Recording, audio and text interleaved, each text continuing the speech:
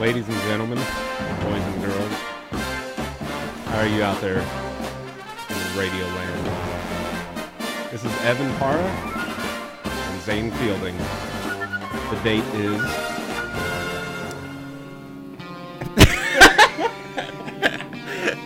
April 13th, 2014. This is Gourmet Gamer, episode 13. 13 on 13. Wow. That's a bad luck. This is going to be an awful podcast full of bad luck, bad things. Let's do it.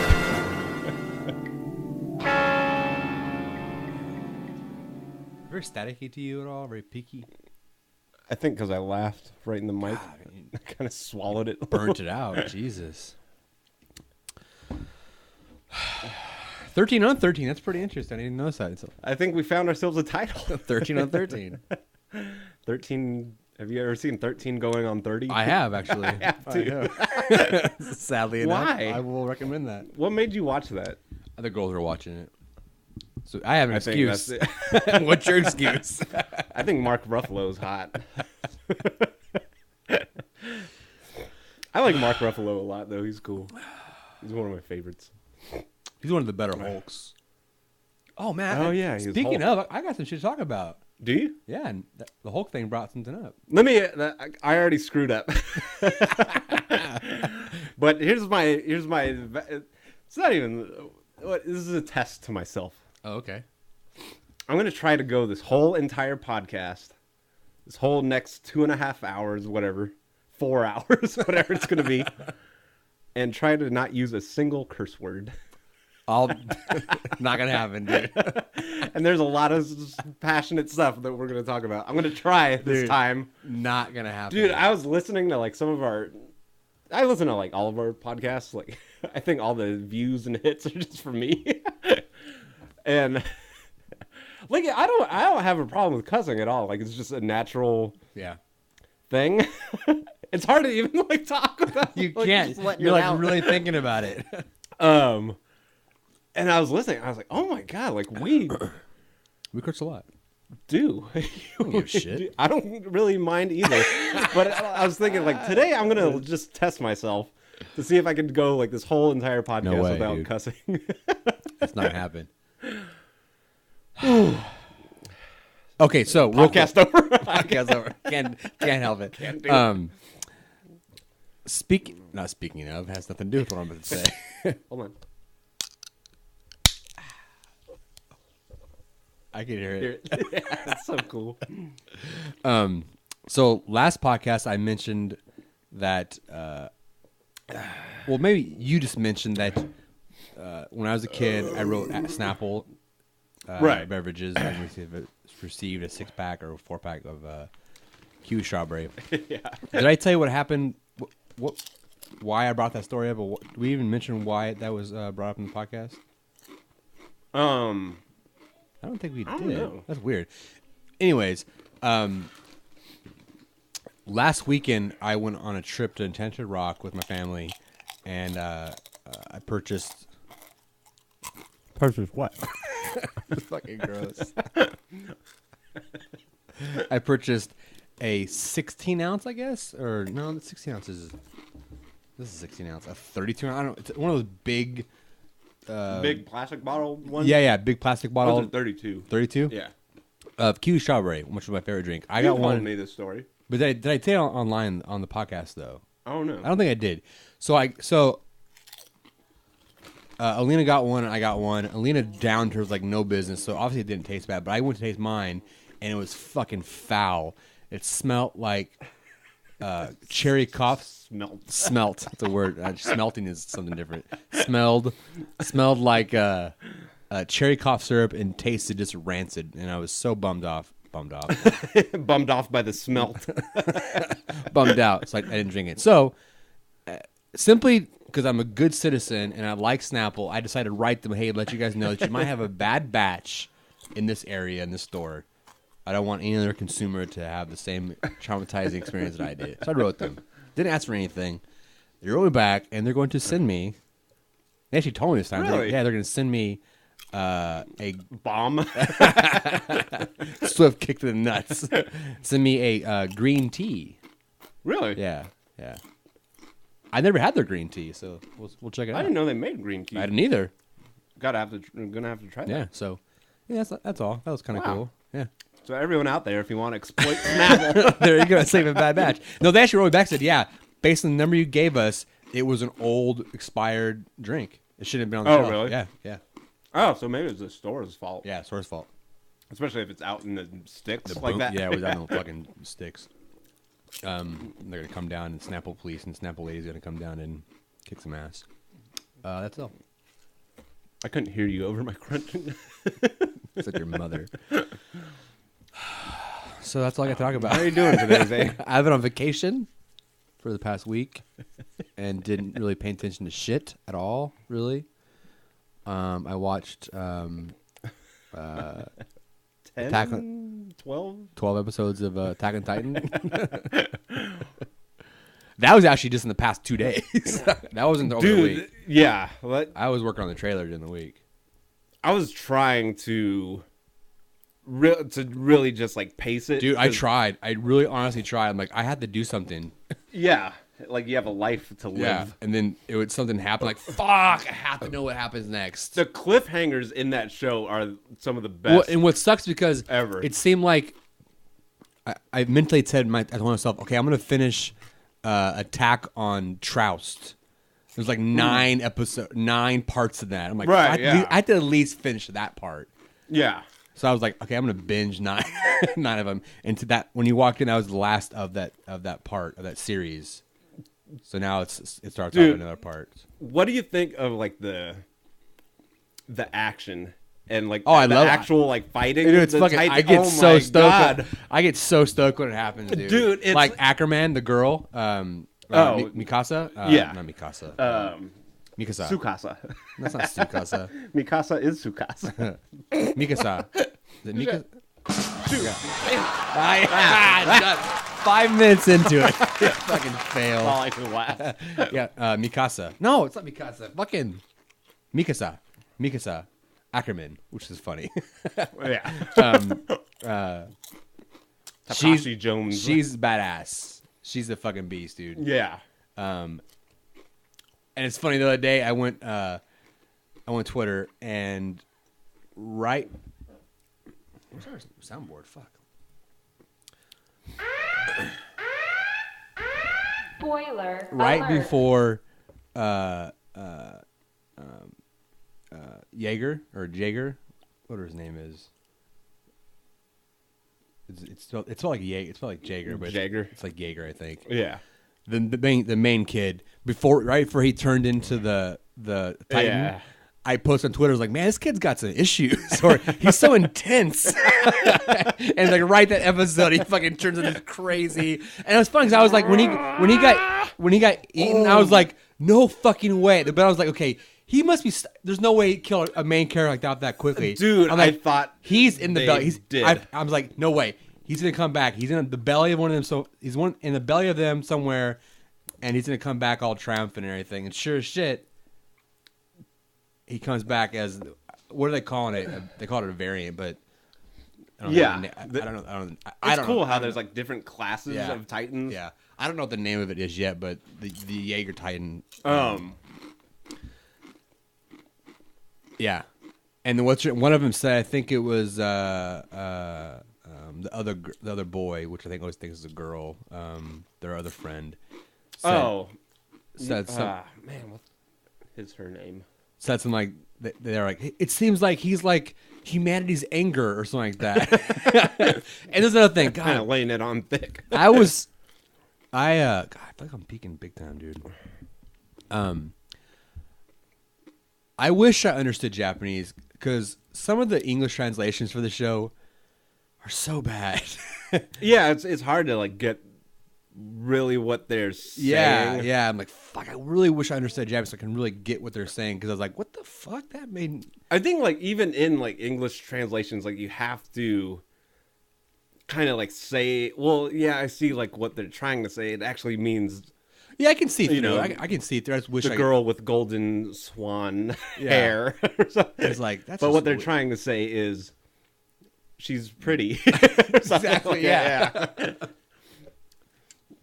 So I think like a lot of that stuff, like they have to just use their own creativity, and probably some of the translators aren't like creative at all. At all, dude. Do it either verbatim or something. I love that show. I love the action scenes are bad. I like when It's like the Spider-Man movies. dude. It really is. It really is. Like fucking, they get so like, and it's so fast. Dude, and like the people that. Ooh. I'm only on episode 13. Yeah, I know. I'm only on I had episode to like 13. catch myself. So spoiler alert for myself. Just straight up, like you don't expect like. There's a lot of just like, well, let me spoil. We've already spoiled it. Alert. Like you Spoiler didn't expect alert. the kid to actually get eaten. No, I was like, fuck. Yeah, I was like, no. Yeah. There's no fucking way. I was like drained right after that. Like, no, that's impossible. Like, now what? But there's a lot of things in that show that it like does that. Like, you don't expect. Like, wait, this dude was like a main dude. This girl was like a main girl. Like, now what? Yeah, like these past couple episodes, a couple of cadets that you saw throughout the series are dying off. I'm like, there's no one left. And just and like like totally main just characters easily just what is that? They're like in the background and stuff is just dying. I love learning about the Titans and just all the stuff, like how they have no digestive tract. They just throw up stuff that they when they can't eat it. When they're like full and just little things. No, like how sexual reproduction organs. How they have the only way to kill them is to that one very precise slit on their fucking neck. Little shit like that. I know it's cool. It's like really developed and like thought out and like real. Like all those little details make it really realistic. And the fucking Titans are so creepy. My God. Oh my God, dude. I know. It's so creepy, dude. Like one was like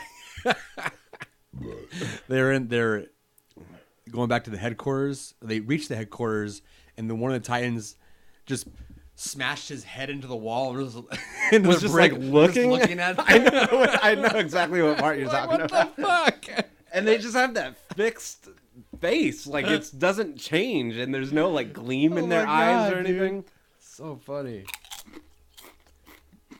It's also weird to me, and a lot of alternate universes do this. Like, they always say we don't have the technology to do this, but they have the technology to fucking have these flying jetpack sword things, but they can't fix a wall, you know, or simple shit like that, right? Right, yeah. It's weird how they do it. And a lot of alternate universes do, like, weird shit like that. They have, like, advanced technology in one area, but not so in another area. And, like, part of it is, like, you have to, like, keep in mind, like, this has been going on for, like, a 107 years. Long time, yeah. Yeah. And they're only safe for like the last however many years. Like there's no attack or something. Well, Oh, I don't know that. I mean they say it like in the beginning. Like, oh, there hasn't been an attack. Oh yeah. For like 50 years or something. Yeah. Man, I'm losing my headphones. We need donations. I like how they explain. There we go. Like Mikasa is the last Oriental girl. Oh yeah, because at one point there are people from the Orientals, but they're all gone. Yeah, it's like fuck, man. Titans really jacked. Dude, yeah. Man, I want to say so much, but I don't know, like exactly where you're at. Like I know I'm halfway through it essentially. Like when I came over here, I saw like the last scene you were at, but I'm kind of like not sure where that is exactly. Don't say anything. So I'm thoroughly enjoying the show. It's fun. I was reading the reviews on Netflix, and I found one guy that absolutely hated the show, and he just tore into it. Like, this is the worst anime I've ever seen. Man. The translations are horrible. The animation's horrible. There's it's not. There's no character development. I was just like, dude, what the fuck? Literally, he's the only person I've seen trash it. Everyone else is like, oh my god, this is the best animes ever. It's just some sad person who wants to feel special because he's going I need against the grain. I need Yeah. I need shit for that. That's sad, and like the world is full of those kind of people, and people that like just. Us. I was because they announced the DVD release, Blu-ray release of True Detective, and already there's reviews on Amazon. How does anyone review something that they have not received yet? Yeah, like they're just reviewing the show, and there's one guy who, they're all 5-star reviews. It's like, oh, one of the greatest shows, just terrifically written, expertly acted, and dramatically directed. All this stuff. And then there's one guy, 1 star. Matthew McConaughey can't act. Everyone that says he's a good actor, shut up. Those people literally are troll. I mean, they're the very definition of a troll is sit in their houses and just go on the internet all day long to cause trouble. Yeah, I mean, they just It want is attention. universally agreed that that's one of his greatest roles ever. Yeah. He's a fucking awesome actor. Dude, okay, I'm going to say this. I watched and liked Magic Mike, okay? With Channing Tatum, about strippers, right? It's a really good movie. I don't care what anyone says, call me gay, whatever. It's a really good movie. It's about female strippers. He is awesome in it. He's so awesome. He's like so intense and so douchebaggery. I mean, Ooh, Channing Tatum? no, Or... Matthew McConaughey. Oh, is he in that? He's in it. Yeah, he's the owner of the strip club. But I was like, man, his more recent roles are just he's so badass in them, so badass. Dude, he's like turned this new leaf. Yeah. Have you seen Lincoln Lawyer? No. God, I want to see it so bad. It's on my queue. I'm like, fuck, should I watch it? I've heard it's badass too. I can't, like... I'll watch anything. Like, we were just saying we both watched 13 going on 30. But it's hard for me to justify, like, those courtroom drama. It's not a courtroom drama, though. What is it? It's from what I can tell, Lincoln Lawyer. So it sounds he's a lawyer that drives around and does cases in his Lincoln. Oh, that's what it means? Yeah. Like a Lincoln Car. Oh. Yeah. I thought it was Abe Lincoln. No, Lincoln, like... I'm going to stand up for truth and justice, like old Abe. No. Oh, see, it's fine. I like courtroom dramas. I watched The Good Wife. There's good courtroom drama movies, but it's just, they're hard to... I think TV is a better format for courtroom dramas, personally. I think because there's been, like, so much TV, like, it's hard to really do anything new and special and fresh with it. It's hard to get into. Like, he has a new movie. He just came out on Netflix the other day. It's called Mud. It's very... I shouldn't say it's not very True Detective, but it takes place in, like, Louisiana or Mississippi. He's a detective, and I don't know what it's about, but it came out. I heard it's pretty good, too. So, fuck that guy on Amazon. Fuck him. Yeah, like, it's sad. Like, the people... Like, they ruin, like... average ratings for... movies, TV shows, it's one thing to say you books. don't like him. Okay, you don't like him, whatever. But say he's not a good actor, that's fucking ridiculous. Yeah. And it's just like, oh, the show's so predictable and so, like, lazily written. And all this is just negative stuff. Like, it's just some sad person trying to just feel special by writing negative stuff. Like, there's been thousands of, like, videos that I watch on YouTube. Never once have I disliked a video. I have. But I have very good reasons for it, though. Like, guys that steal shit. I just like that stuff. Yeah, I mean, But not because I hate something. But, like, if it's just, like some guy steal a video from some guy's website and to claim it as his own, I'll just like that. Like, if you hate something, like, if you're watching something you hate, then just go on to something Turn else. it off, Like, right? Why actually spend the effort to write something just hateful and negative and dislike something when you could just be spending your time the going whole on like to and what you dislike like. feature is pretty juvenile and just the epitome of the shitty internet culture if you think about it.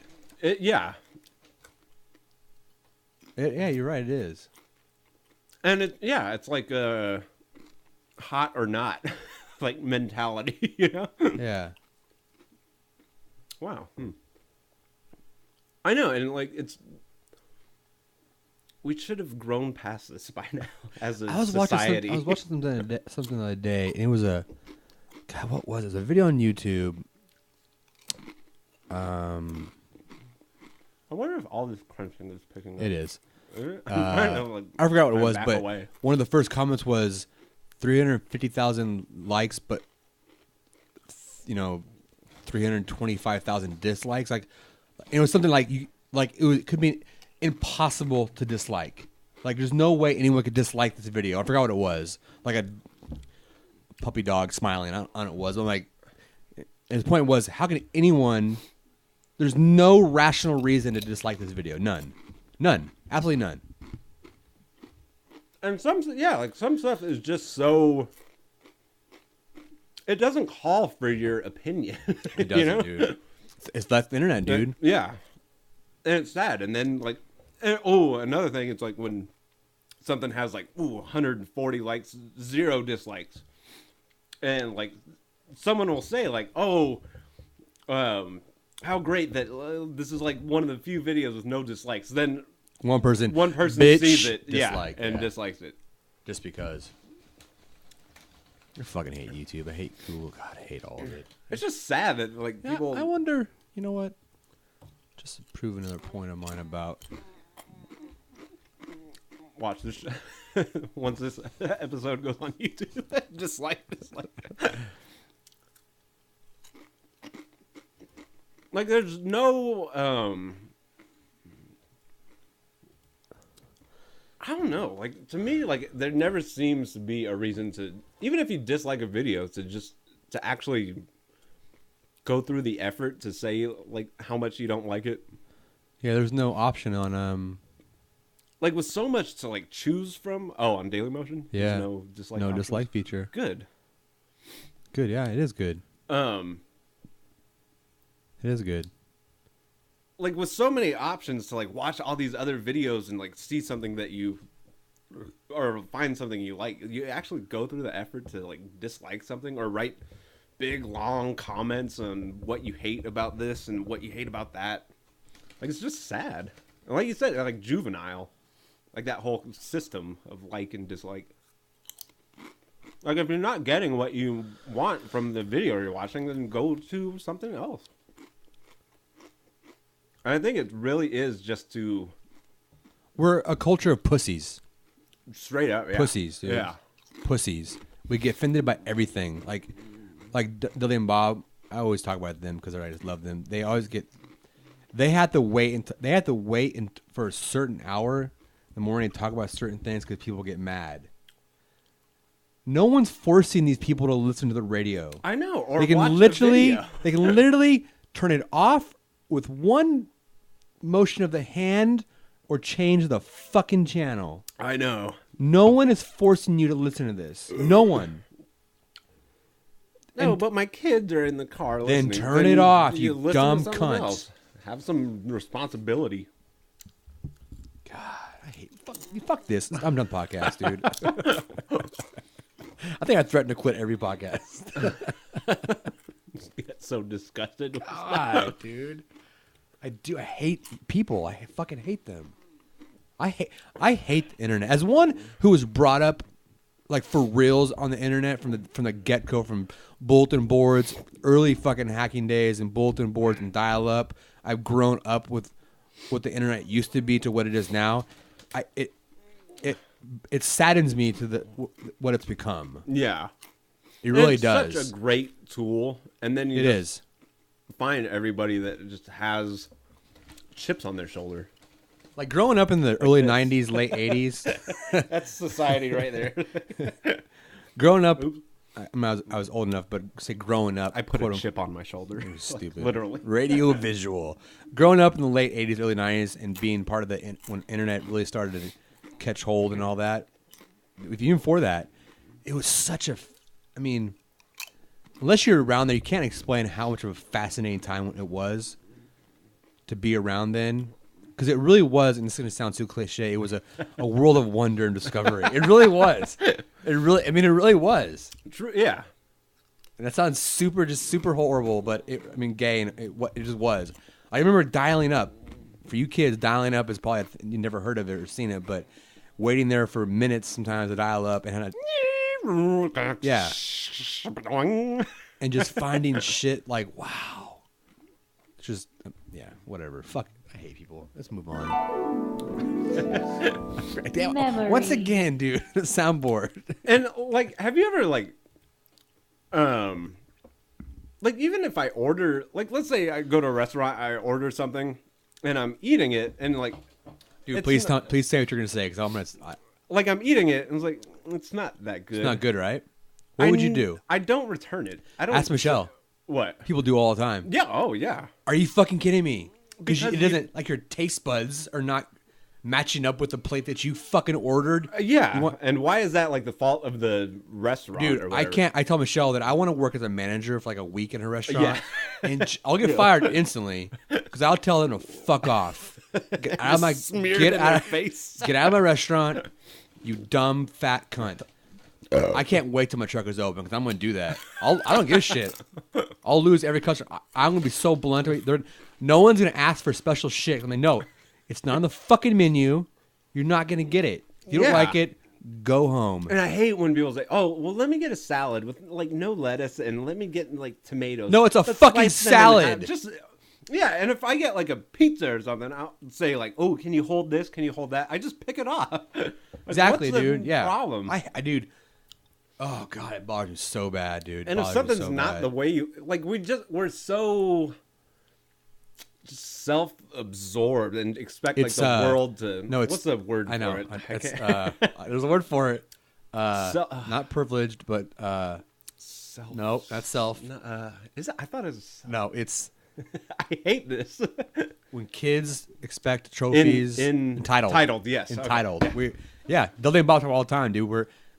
Kids nowadays are entitled, and I'm going to generalize. I don't give a shit. I'm stereotyping every single teen up to 20s, even late 30s. Adults too. are entitled assholes.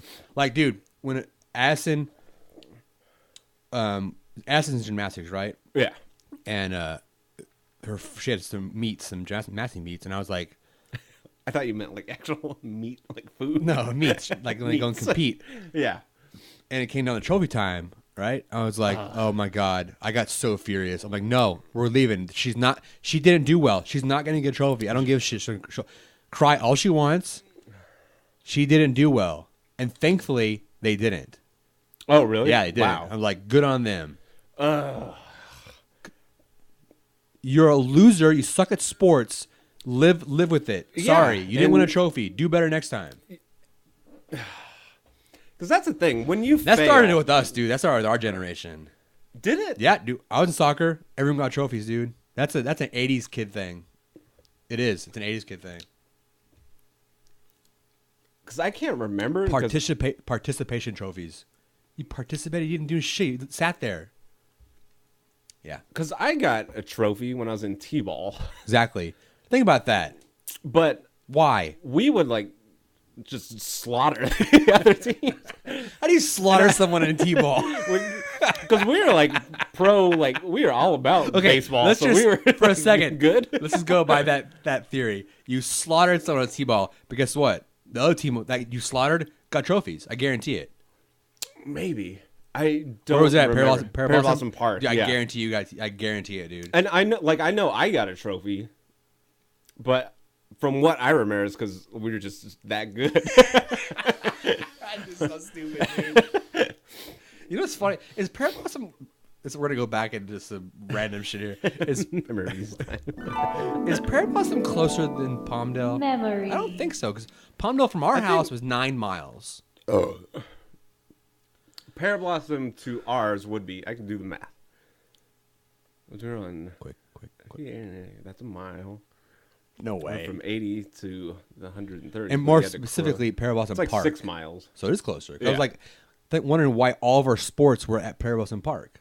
You notice that? I did T-ball there too. Um, Did you ever go to McAdams Park in Palmdale or MacArthur, whatever it was? no. For I was all sports? about Parablossom. Yeah. Yeah. Anyway. I'm really just I'm sad. It's weird because like we would when we were kids. That's why I'm not a big. I don't like my kids in sports. Yeah, and I just because hate of the that. whole entitlement thing. Because that's There part are of, no winners. That's part of There- the system now. You can't break that, unfortunately. There's no winners. There's And no losers. sports parents are the worst. So I'm like, God damn kids. I want them to be active, but I Not can't. in something like that. Yeah, Not I in can't some do it. communist thing where Socialist. everyone's equal. There are winners and there's losers in life. Yes, exactly. And I think when you lose, when you get in a fight and you lose, and you get like beat up, you grow from that. I don't even know why we're Like, talking about. I'm gonna get political This again is here. This is very- pretty good. It's a political Check this sad out. one again. I doubt. So, do you know who Colbert is? The Colbert Show? Yeah. Or Colbert Report? Yeah. Stephen Colbert. You realize he's a character, right? He's a satire. Yeah. Okay. So, a couple weeks ago, I guess someone on, and he didn't do it because obviously he's not in charge of his Twitter account, but someone from Comedy Central on his Twitter account, some kind of social media person, posted a joke on his Twitter account that was relative to something he said on the show. And basically the joke was like, something about Ching Chong Chang. Like, it was... Oh, I know. Did you read okay, about this? I think I saw like and then some one little girl, short clip. some fucking Asian girl, started this fucking giant campaign cancel Colbert because she got offended at that joke. I'm like, oh my! First off, and she had no one understood the context of the joke. It was a bad joke. I'll get it, but are you fucking kidding me? Like, your day is spent right now, Even so, trying to like- cancel a fake. He's a fake host. I mean, it's a joke. Yeah. He's not even conservative. He's not.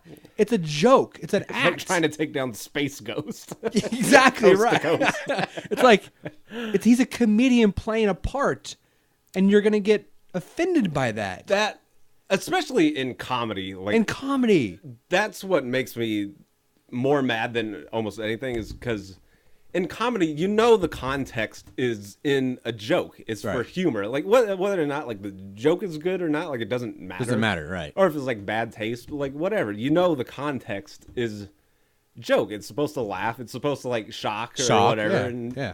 and offend, but even like offend, it's still in like good. It's still in good humor. Right. Like there's thousands like racist jokes. Are funny It's- always. yeah, like but it's still like that kind of offensive thing. But you're supposed to like laugh at it and not like laugh. It's not like and the just dude get, is like like- racist and is like, I mean, yeah. I don't know what to say. Just I don't know why I brought that up. I followed it for like a minute after I wanted to punch this fucking dumb bitch. I'm like, are you fucking kidding me? You're so Yeah, and like yeah, what- your day and week probably now is gonna be just all your energy is gonna be put into this cancel Colbert Twitter fucking campaign. What a loser! You have better things to do. Watch Attack on Titan. Do something else. I guarantee you'll get more out of watching the fucking. Build a railroad. See, it's a joke, and It's that's a joke. funny. Yes. It's a fact. The Chinese built the railroads. I don't know why. Like so much of our like humor, like our Chinese. racist humor, is always like against Asian. Yeah. I don't They're the know why. easiest. It's weird. Like we do. It's never like gone on to like black side. There's some Mexican jokes, but so much of, and you don't hear that much like Asian humor, which is kind of makes it funny.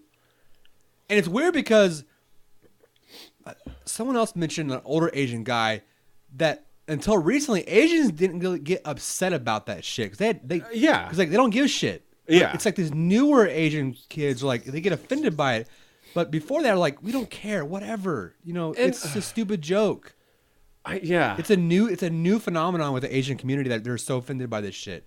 Because before It's they just weren't. new. It's just society in general. Everyone's like this, offended person, a negative person. Oh, this is an outrage. You cannot say this against that. I'm gonna take you down. It's like literally what's gonna happen? I'm on to a your- roll. I haven't cussed for. What's gonna happen in your life? Because he said that. Because someone said Ching Chong Che, whatever it was. I don't know what it was. Is your life over? Like literally, is your life over with?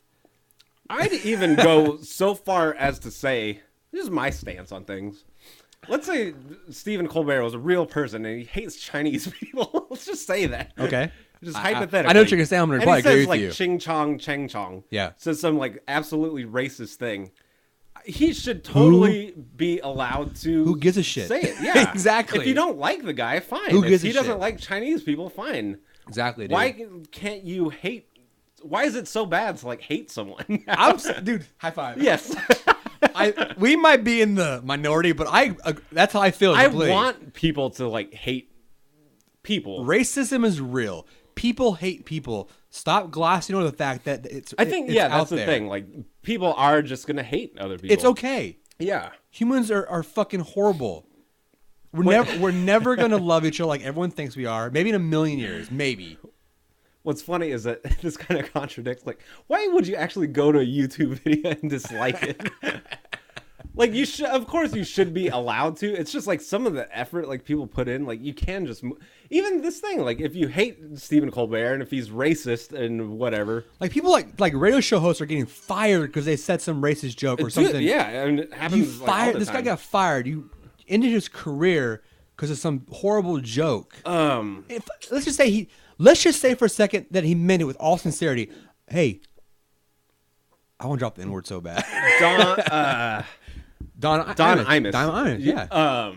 He said Nappy heads. Yeah, he was watching like women's NBA or Yeah, whatever. yeah. And like the team was like from Detroit or Whatever whatever. it was. Really like just nasty. They're butchy big bitches, And dude. Who cares? Like this team is like all jacked, like nappy headed hoes.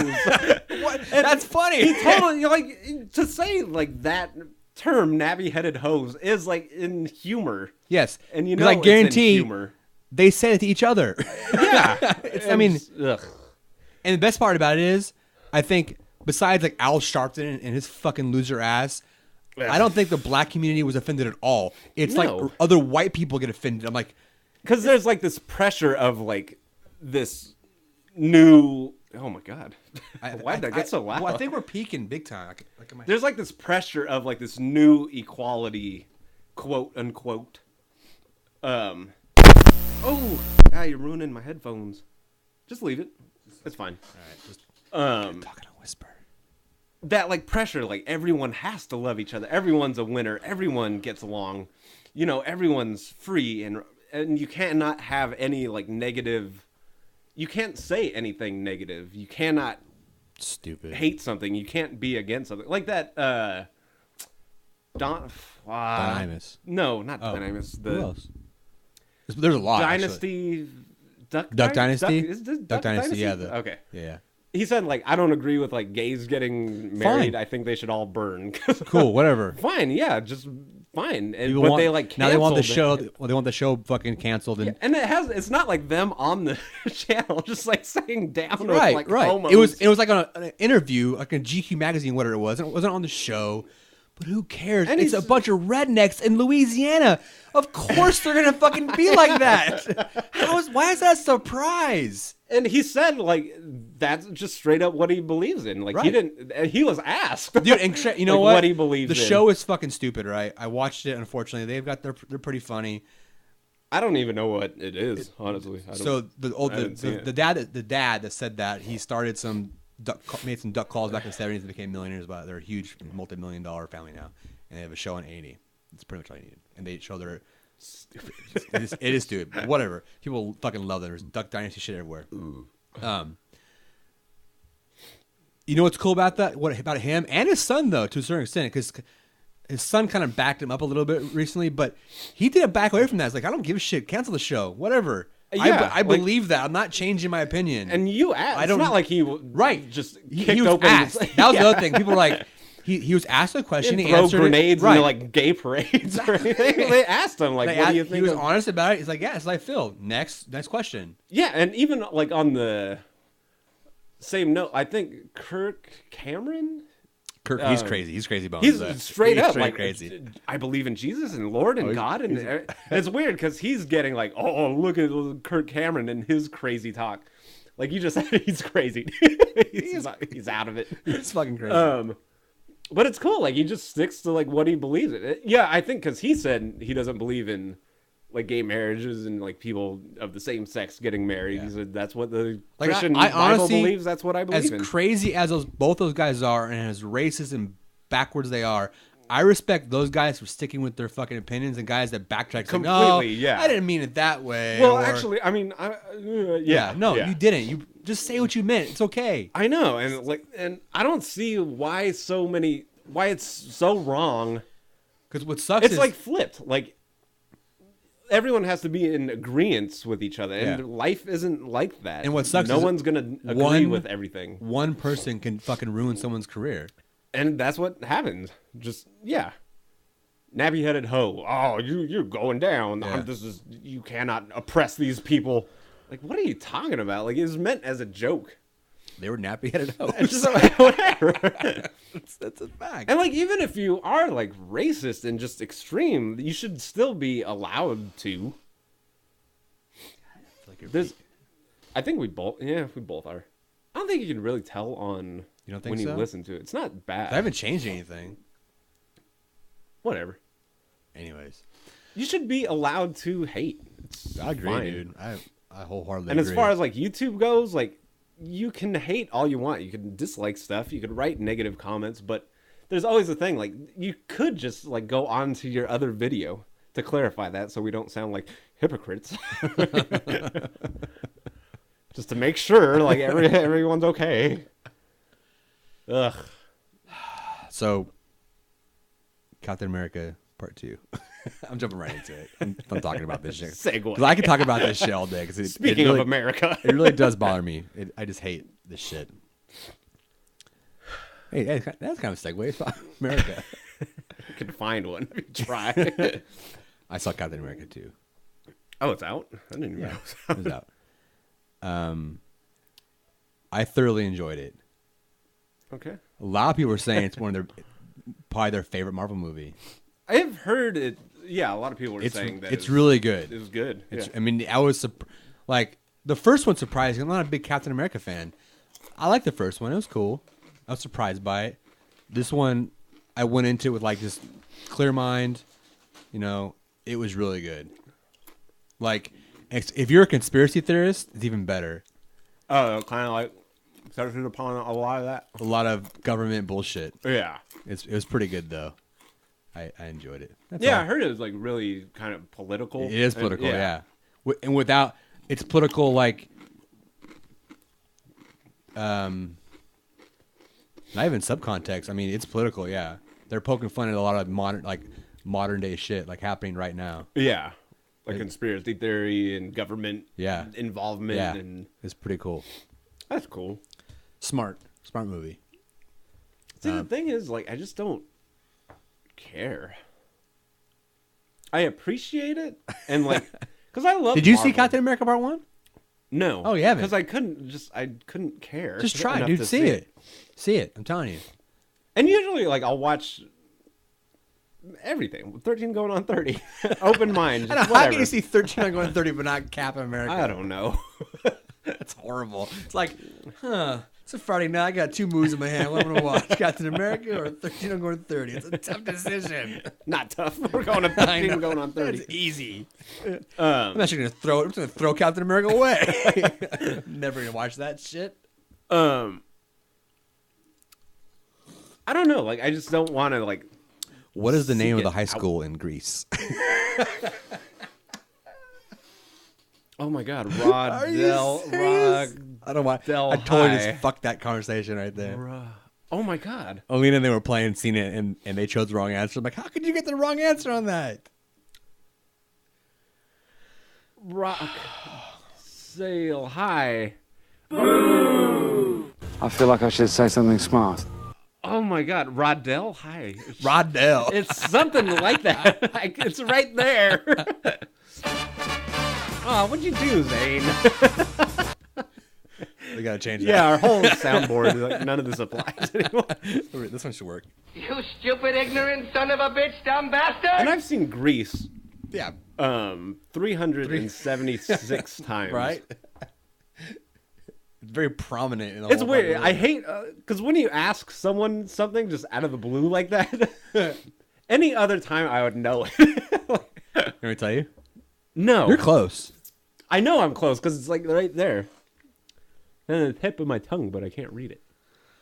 I should have got that second monster. Rodell High. Rydell. Rydell? Rydell. Yeah. Jesus. They chose Sunnydale. Wait, what? They chose Sunnydale and seen it. Oh. Yeah, see, like if it's on scene, like, oh yeah, I know it right away. Well, I'll pick that up later. What else are we gonna talk about?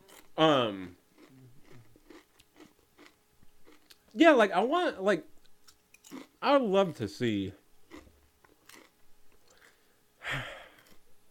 I'd love to see Captain America. Didn't watch it. It's on Netflix, I think. I'm pretty. Yeah, it But is. there's been, I think, because it came. Probably because it came out when I just got burnt out on superhero movies, so I just don't care to like see it anymore. Yeah. I had no intention of seeing part 2. I was like, huh. And then you saw Raid 2, and I was like, you motherfucker, I gotta see the movie too. Why didn't you go see Raid 2?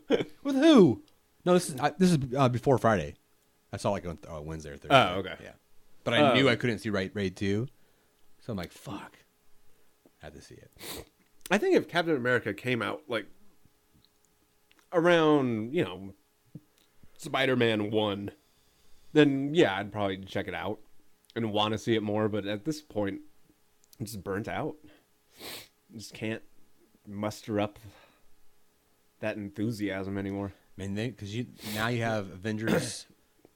Well, the next one, Avengers 3 is still in production or maybe post-production, but Avengers 3? Sorry, 2. Oh. 2. The next one coming out is Guardians of the Galaxy, which you said you wanted to see. It's weird because it looks funny. Like the preview looks cool. Yeah. Like everything looks awesome. And it's not even like, because I don't even know who Guardians of the Galaxy is. I think like I have a vague like, yeah. Well, you wouldn't know these guys because they're all new characters. Like even just the name Guardians of the Galaxy. I got a bunch of Guardians of the Galaxy. Yeah, it's just superhero movies. Period. And then I read about I read about Sinister Six. Oh, you did? Yeah. Yeah, I'm not sure I feel about that. It's like seeing Friday the 13th. Because apparently Spider-Man's not going to be in Sinister Six, which is kind of weird. I think, yeah, it's its own How do you thing. do that without? I mean, they only ever fight Spider-Man. Like, imagine doing like a marathon of like all the Friday the 13th movies, which is pretty easy to do because they're all kind of awesome. They are. They're all very uniquely awesome in their own way. But like once you get to like 5, you can like kind of more it's like, Jason. I don't want to watch Jason movies anymore. Like, I just can't take it. I got 7 more to go. And they're not very different. They're not very different. There's Like there's just a lot New- of different kills. new teenagers, new year, dude. That's all it is. And it's kind of like that's how I feel with superhero movies. They got different with Manhattan a bit. I mean, well, not really, but they went to Manhattan. still the same. It still is. Jason Goes to Hell was pretty different. That one's kind of That one cool. was, yeah. That's pretty. It's pretty different. Jason X when he goes to space is fantastically awesome. Jason X, I haven't seen it. Really? Yeah, because Wow. I think by that point, I like, might have saw the dude, this theater. is like this is the 10th Jason movie. know, dude. Like, there's a time, like when I was a kid, like there would be like James Bond marathons. I remember for, like, watching those, yeah. 16 days. Yeah. And I'd watch them like all the time, but like at a certain point, like I just can't take James Bond anymore. Like I'm just tired of him. Yeah, James Bond's hard. I don't recall ever doing that. I remember you guys did it all the time. I couldn't really do that. It got Not that I don't hard. not that I dislike James Bond. I just can never like do a marathon of him.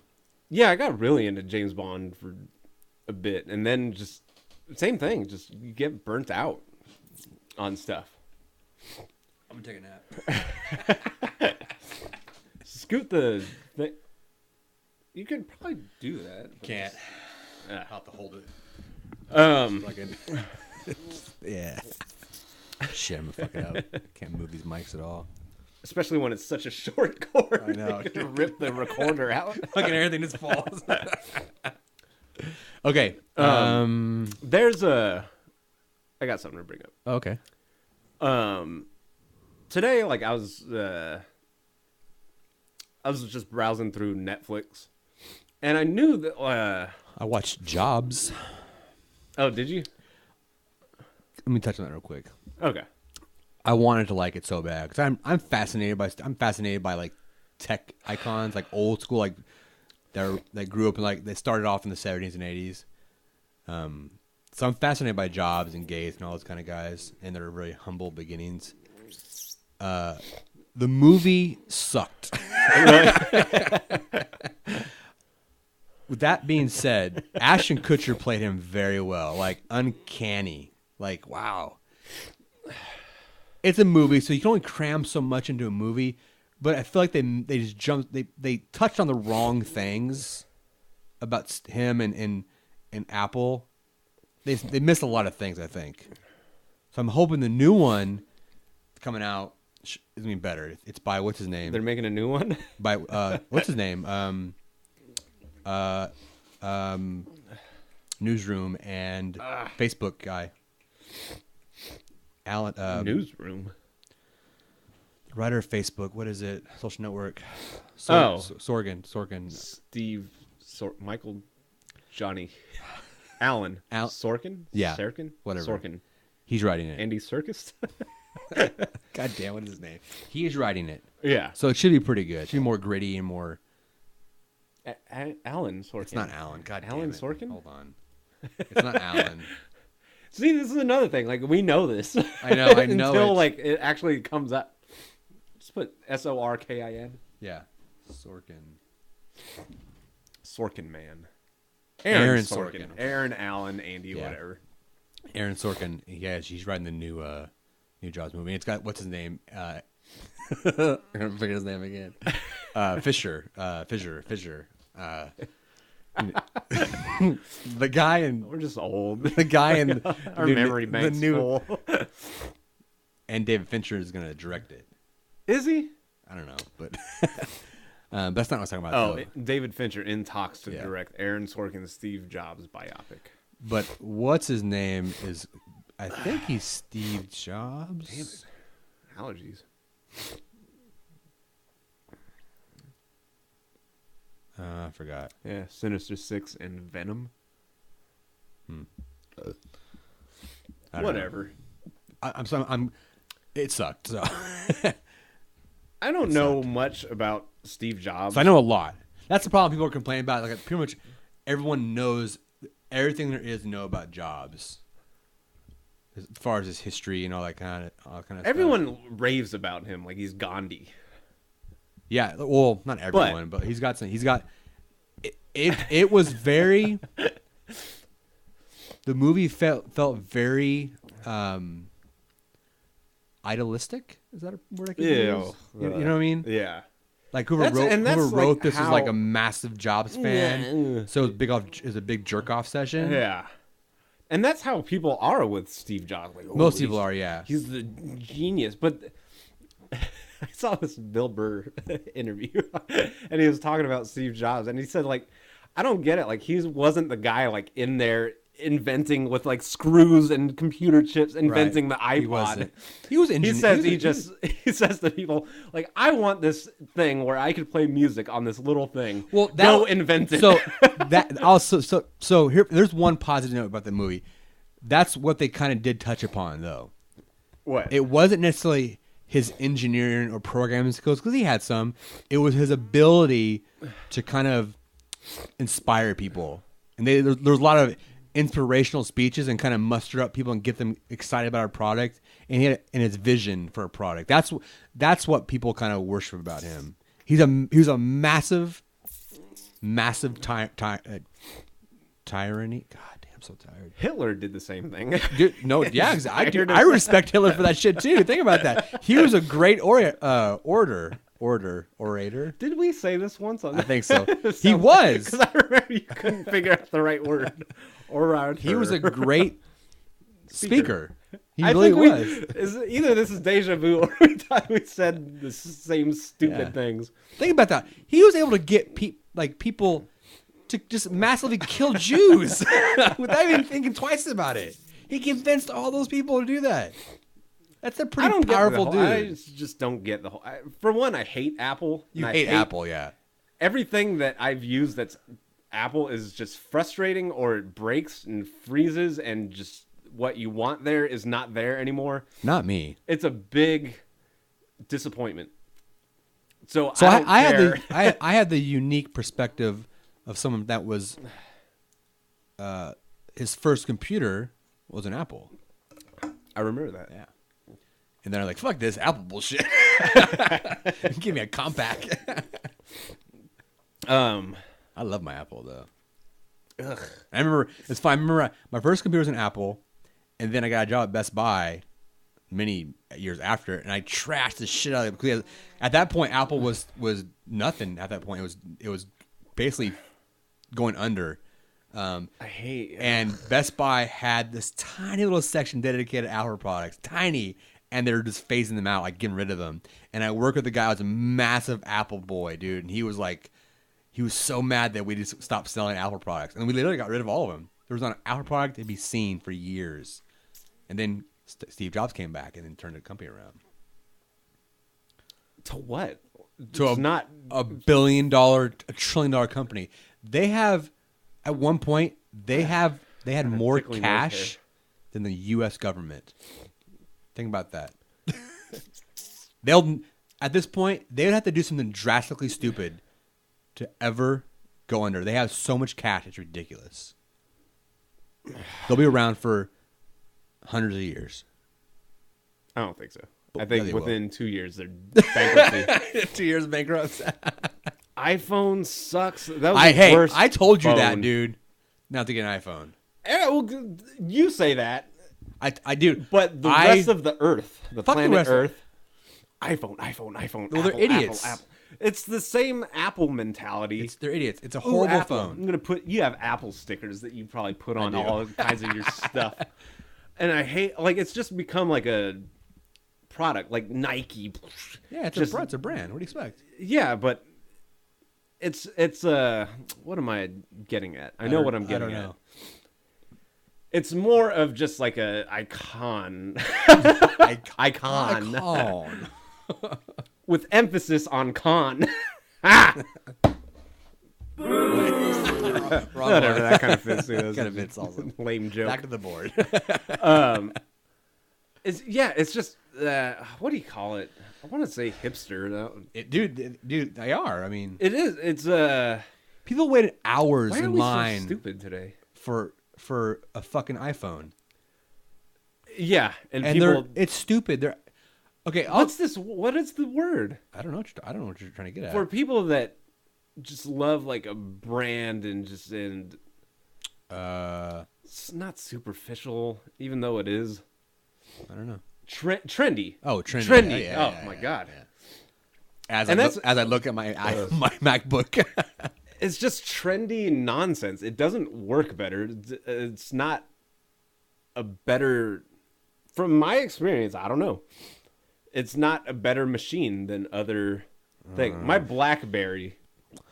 Everyone says BlackBerry's going under. Worst phones, blah blah blah. It's tanking. They're not the worst phones. I love my BlackBerry. That's a stupid comment. That's an Apple fanboy saying that bullshit. My BlackBerry broke. In a discussion. I mean, now my iPhone's broken. Like, it just doesn't work. So I had to get a new phone. Well, no, don't say it didn't work. You broke your glass. No, it stopped. The glass, and they made it out of glass. Which What is genius. That was a stupid idea. Yeah. Oh, Steve Jobs. What a what a I don't smart think he man. did that. He's dead. Evan, have some respect. No, he was still alive, I think. No, and your phone came out. Anyway. Anyway, I hate Apple. I don't like Apple. They haven't made anything better. Everyone says, "Oh, that's not true at all." revolutionizing." Their MacBooks are superior. I don't care what anyone says. To what? To a regular laptop. And how much more is it? They are. You pay a that's by design, dude. It's by you know what's funny? It's by design, but it kind of not backfired on them, but people didn't give a shit. They're like, fuck it, because they're trying to make not an exclusive, but a we're idiots today. I can't think of a single word. They're trying to make a premium product for only certain people who can afford it, but it doesn't matter. People pay top dollar for Yeah, this shit. people have like sold kidneys Yeah. for yeah. the newest iPhone. Yeah. Like serious, like that's not. I'm an a fan of exaggeration. pretty much every Apple product except for the iPhone. I think they're horrible. I've used Macs. I've used MacBooks. I've used Apple. None of them are equal to. When have you ever used a MacBook or a desktop? College. When I went to college. When did you go to college, Evan? It's a while back, but it's when Was it it's Apple around IIe? Steve Jobs' time. The iPod is awesome. At least the original versions of them. Is it? Yeah. I had an iPod. I had an I had an iPod, an iTouch. See, I could, Fantastic devices. I could spend $4,000 for the newest iPod, which has like 8 gigs of whatever. In This is 1995, hypothetical. 8 gigs. Or I could spend $2,000 for something that has the same specs, runs the same, runs just perfect. Why? And that's another thing. Like my iPhone broke. It had like, see, my iPhone right away broke because the speaker like stopped working. This was before like I dropped it because I set it. It's on funny just though, dude. my hood, and because it's made You out of literally glass, it had just slides everywhere. more problems with that phone than I've ever heard of in my It's entire life. the from worst anyone. phone I've ever had. It's so weird, dude. I never had one. I Freezes, had no stops, desire. battery lasts 15 minutes. I'd play a song. I'd pull up the camera to like take a picture. It'd die. What? But it's 100%. Why did it just die? Just all kinds of bugs. It's just bad. And I've had like similar things with Macs. After my BlackBerry, I went straight to Android, and I never looked back. BlackBerry's still the best. Simple, just It's not anymore, dude. even this. I got top of the line, greatest phone You're you'll a ever dumbass get. for getting that shit. Dude. It doesn't. This is wholesome. This is a whole other thing. Sprint changed their whole plan to Oh, where that's different. That's you- that. Don't be the phone for that shit. That's Sprint's problem. No, like you have to pay $20 a month for whatever data. phone you. No, whatever Oh. phone. Like you have to pay for the phone now. Oh, T-Mobile. T-Mobile does the same thing. Yeah. Like, So I have Verizon, but the girls have T-Mobile, and you can't buy the phone anymore. You can buy it straight up, but it's like triple the price. yeah, or you pay a monthly fee. Yeah, and now they changed it to where you pay monthly. And I was like, wait, but this crappy flip phone made out of like cardboard and like bubble gum. I have to pay like $22 a month for that, but the Galaxy Note 3 is like the same thing. You pay $22 a month. So why get any other phone but like the top of the line quote phone? This one freezes. Dude, you shouldn't have phones. I shouldn't. I should really stick to just rotary phones or Smoke like signals and pigeons. I'll I'll wait outside on Sundays. I see the hawk coming, the pigeons coming. I think Evan's on his way. read my notes for the podcast. To go to the beach and find a bottle with a note in it. Yeah, like this screen just like started freezing. I'm like, what the hell? Like, and I've never had a problem with phones, dude. because this phone is like, you have to really do like a lot of stuff manually. You have to like actually go into your application manager and close things out. So that's why I liked Androids, because iPhones and the Mac operating or the Apple operating system in general are very quote unquote user friendly, and you can't really do much with them because they're very top level. With Yeah. Androids, you can fuck an Android quickly by going into the operating system and changing shit, moving files around, Yeah. all that kind of stuff. It's very easy to fuck it up. And so I didn't know like you actually had to like close programs out. Oh yeah. There's you Because have a it list- used to, yeah, list of the them. whole list, and I was like, oh, because I have 76 programs running. That's why it's like starting to freeze and starting to drag. That's your fault. Well, I didn't know. Like, Yeah. I mean, this is some new territory. Close all. Yeah. So now that I figured it out, it's much better than iPhone. That's kind of a weird feature to have though, that you never really exit a program. It's basically like an actual computer It's essentially what it is. Yeah. in your phone, so you have to actually manually. Exit out of it. Yeah.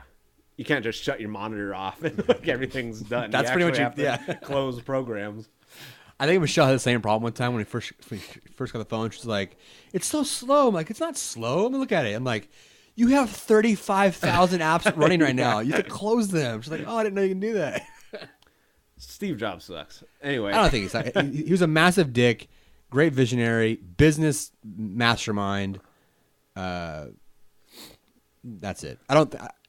I will agree. There are some Zuckerberg.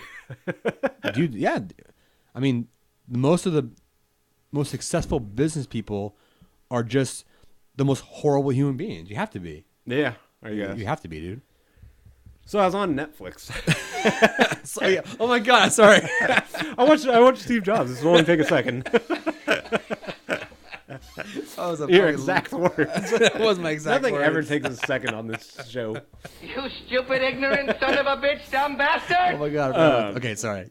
Netflix. And I was browsing through my list, and I don't know about you, but when you have so much stuff on your queue, Yeah. I still call it the queue. It's cute to me. It's my list. Whatever. now. It's a cue. When you have like so much stuff on there, and I think this ties to just this whole Consumption. society in general, just easy to get stuff. Like it kind of ceases to be movies when you browse through my list. Like you don't even think like they're movies anymore. Yeah. You just look for, oh yeah, I want to see that, so you'll watch it. But you're like passing up so much stuff that you almost just forget this is movies. Like when you purchase movies and music legally, when you purchase a lot of it, you have like so much like music to listen to that it like, almost ceases to become actual like songs that you can listen to. Legal disclaimer. And you so anyway, like I was browsing through a whole long list. Dude, my queue is giant, dude. And I don't know, like, I think your point is you have so much to watch, but don't want to watch any of it, kind of thing. And I think like that's kind of how Netflix is. It's a lot of stuff that you might feel like watching. But Like there's nothing You have to great. commit to it for an hour and a half. Generally, is what a movie is. You really have to like sure that what you're about to click, you can commit to. Because you're passing up thousands of movies like, to watch oh, this one. Yeah. And if it's like a movie you don't know much about, like I watch a lot of like just cheeseball like B horror movies. I didn't see it yet. I meant to watch it, but you see what else dropped in the list or dropped in the Netflix world? This Bad week? Boys. No. I actually watched that the other day though. Jobs and Grandmaster. Oh yeah. Yeah. I was like, wait, didn't I see it on You saw it. Netflix? No, you didn't see Netflix. Yeah, I watched it in the theaters. Theaters. Wink, wink. Hey, where are the white women at? So I was going through Netflix. It's all keep disrailing you. Disrailing you. God. We're very like not on the ball today. I feel like I should say something smart. Maybe it's because I'm not cussing. Is that what it is? You're like, I don't throwing know, me like, off. Yeah. Like, what is this, a Christian radio? What the hell is I this? don't know, like it makes it harder to like find the right word. Because usually I would just like substitute like the F word or S word. And I was browsing through my stuff, my queue, my list, or what's it called? So anyway, I was going through like this long. I have like 389 things or something. Up there too. And I was like going like way back because I was like, I know like I added a lot of stuff like not too long ago. I'm gonna go way back to some old stuff that I added. So I was. Are you done? Making your noises? No, I want to see if. Your static interruptions. It's weird because you can't hear that on the podcast. Anyway, I think it might just be a headphone thing. So I was going through Netflix all the way back, and there's this movie that I've like passed up like just hundreds and thousands of times. A documentary called Nightmare Factory. Oh my God, it's about a haunted house in Dallas. No. And I don't even remember adding it. And it has just like such a cheesy cover, and it's like a small little thing, so it was just easy to just always pass up. And when my list is like that long, like I hit the button to where it just skips pages. It's pages, yeah. And so like this was just one of those things that was just in the mix that I never like paid attention to. And I saw it today. I was like, oh, Nightmare Factory, and It's a documentary, hour and a half, hour 38 minutes or whatever, documentary on special effects people. What? Special makeup effects people. How did I miss that? Keep You talking. pulling up Netflix. Yeah. Yeah, like it. Just wait till I want you to actually pull it up because it's one of those things that just looks so easy to pass up, and just like the cover looks whack. Probably, yeah.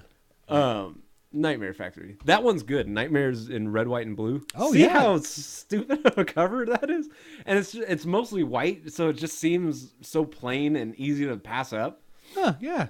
This film is Zane pulled up Nightmare Factory. This film gives you a behind-the-scenes look at the role Hollywood makeup departments play in bringing horror movies to life on the big screen. Interesting. Yeah, you didn't even have it added or anything. It's this is a review. One of the reviews. This is the greatest documentary in horror film making that you may ever see. dude. Wow. Okay, minimize this because Wow, they'll probably say all the stuff that I want to say. Minimize, Oh, it's a K&B history. Awesome, dude. Okay, minimize this now, I Zane. want to watch it right now. Close it. In podcast. Bye. So it's like, oh, cool. Like, I'll just, the whole dreaded Netflix thing. I'll just watch the first 5 minutes. Can't do it, Just dude, see what it's about. Like I started Grandmaster. Like I'm 20 seconds into it on here. I'm like, no, I can't watch it here. I can't watch. You it have here. to really just stop Yeah. yourself. Like, okay, 'Cause I want to watch it on the big screen. I was like, I can't start in here because I won't stop in here. yeah. Like sometimes I got a Netflix app on my phone, and like I've see watched something movies like, on my "Ooh." phone before. I have once, and it was just I've done it. I don't like it. I'd rather not.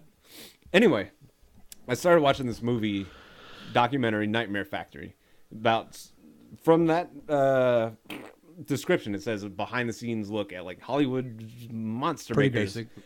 This movie, this entire documentary, there's George Carpenter. Let's go, dude. We're done. I was gonna say both of them at the same time. George Romero, John Carpenter are in it, and Greg Nicotero, Howard Berger. It ended up being straight up. There's little just tidbits, and oh yeah, Stan Winston was cool. It's straight up a documentary on K&B. Oh, really? And most specifically, Greg Nicotero. It's straight up just all about him. Why It shows, Nicotero though? I guess because he's he make just it? so it's just so out there and so active and stuff. But he's not though. Yeah, he is. And Burger's more. No, Greg Nicotero's like doing Walking Dead. Oh, you're right. and You're just- right. Yeah, and yeah. producing. He's directing Which is them. sad. You know what's funny with that? 'Cause he's one that left. No. Yes. No. He's in Ohio now or some shit. That's Robert Kurtzman. He is the No. one that left. Yeah. No. Yeah. Okay. So I watched this documentary. Is this a new documentary? Like they mentioned Walking Dead. Yeah, Walking Dead's in it. Oh, okay. That's relatively new then. Yeah, it's straight up new. I think it's probably 2013. Oh, it no came out. shit. Yeah, Wow. I'm just guessing. Keep talking. I was looking something up. Because now I want to. Oh no! Just stop! I'll tell you. Let me school you. No, I don't think you're right. It is. I just watched this documentary. How weird! Look up KMB effects. He's the only person that has like own Wikipedia. No, go down. But it's the first one though. It is the first one. Greg Nicotero's the first. See Howard Berger, and then keep going. That's different on my phone. Yeah, phones are different. They're kind of like back to back. Greg Nicotero, Howard Berger, Oh, really? and Robert Kurtzman. Yeah. Anyway, this documentary was pretty much just straight up about K&B, mostly focused on Greg Nicotero. Kurtzman? No, that's Berger. Jesus, Zane. Oh my god, Go to bed and fix your... You probably lost too much blood. dude! Seriously, dude. Nicotero in the middle. Berger. I don't know who the Some chick. hottie is. Okay, but yeah, you're right then. Yeah. So, okay, I was watching this documentary, and Oh, he's fucking cast back here. That's like our shit, garage. dude.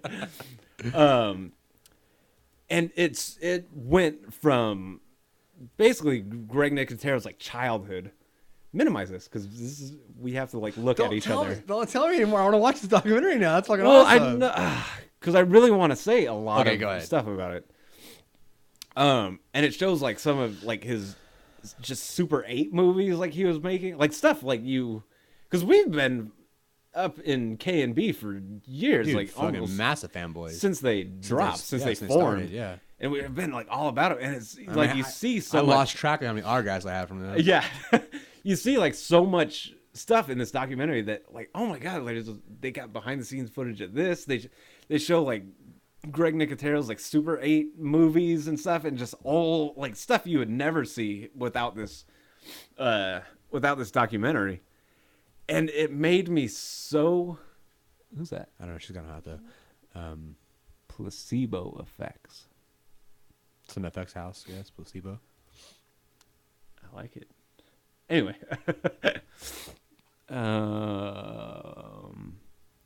Oh, she's like an FX artist. Well, now I don't know like how much to say about this. It's a documentary. You can't really tease any. I mean, spoil anything, but Straight up.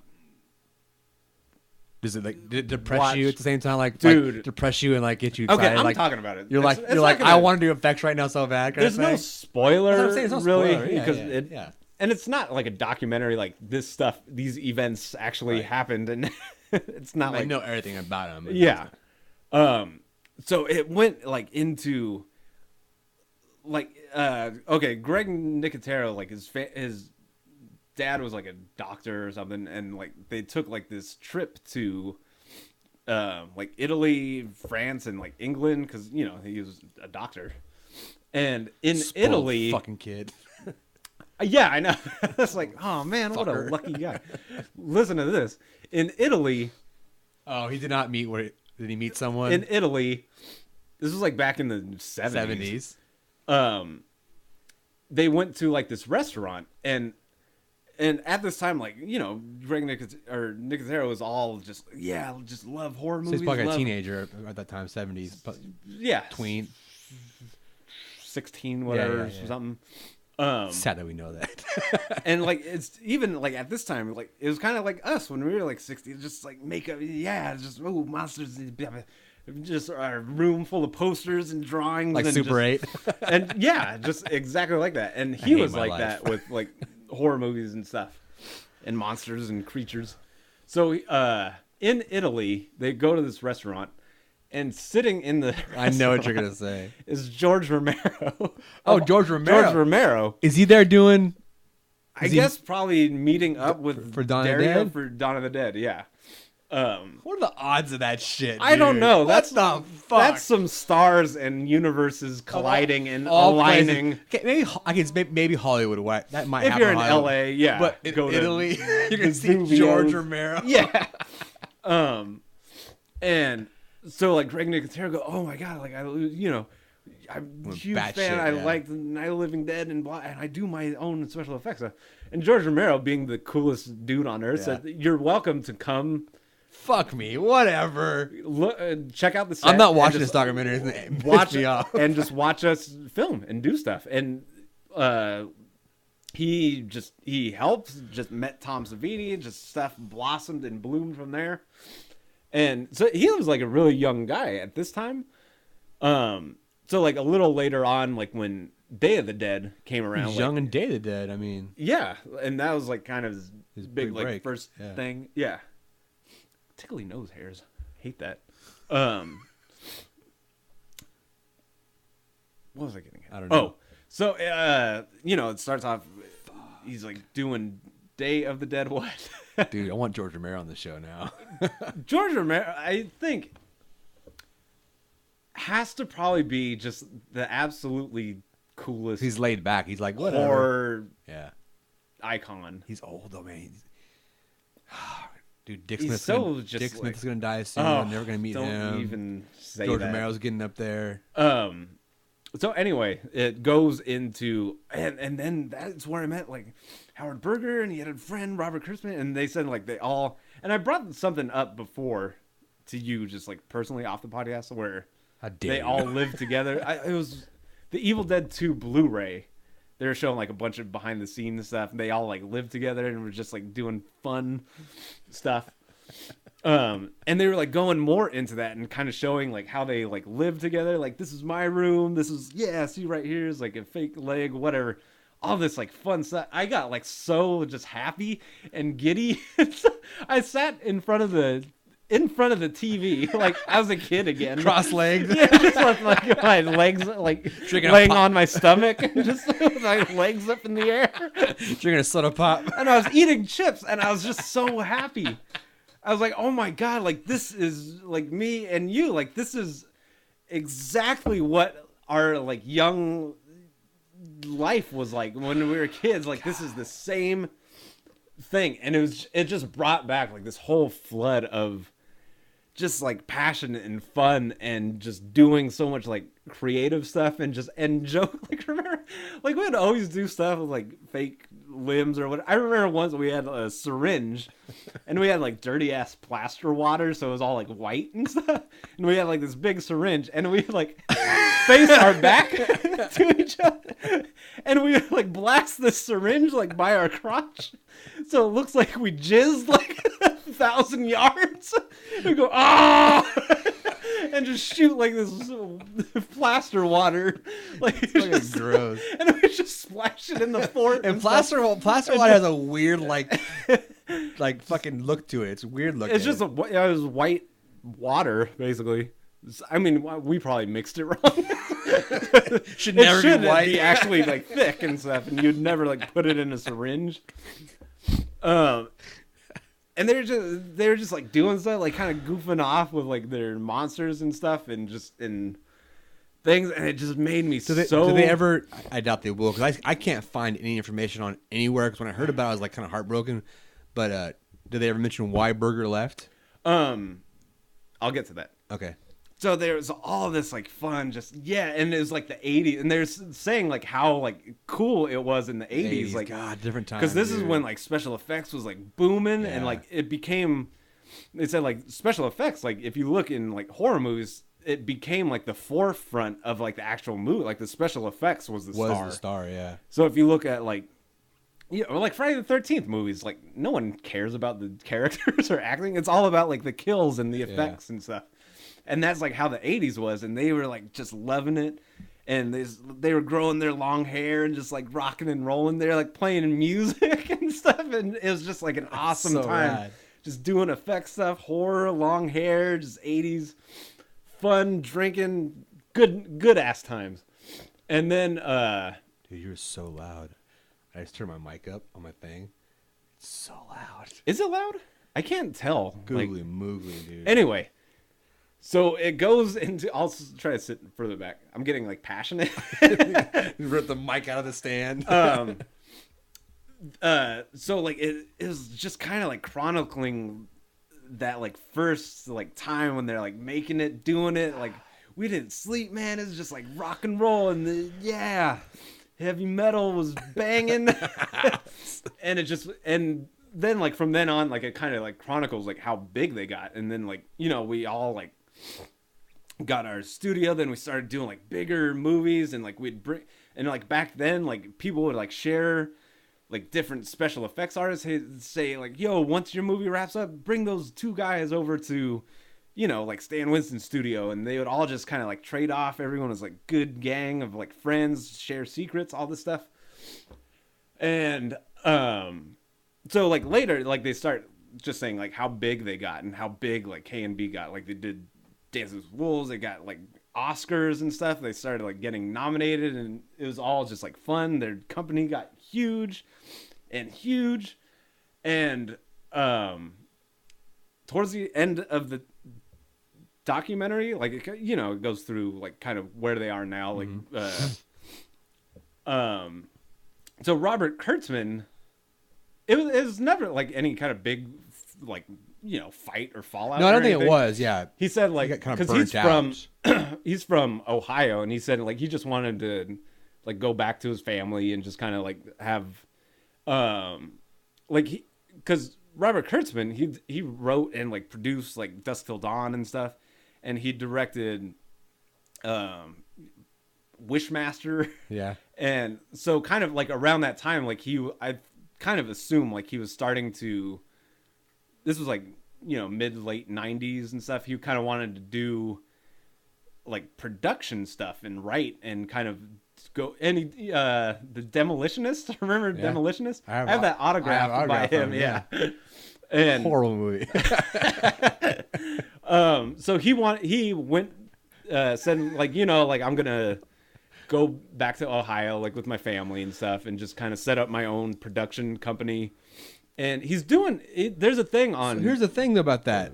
So it sounded like he was kind of retiring from the scene. And he's going to do like writing, projecting. Yeah. But he has an FX shop now. Yeah. Have you seen it on YouTube? I saw. I went to his page. I found his actual website. Oh, okay, yeah. His website. I was like, he has his own channel on YouTube. Oh, does he? Creature Corpse. Yeah, something like that. Core, whatever. I never know how to pronounce it. Corpse, core, creature, corpse, Corpse. CORPS. Corpse. Yeah. But then some people say core. Why would you say it's CORPS? Exactly, yeah. What dumb shit with a core? You don't hear people say CORPS. They just say core.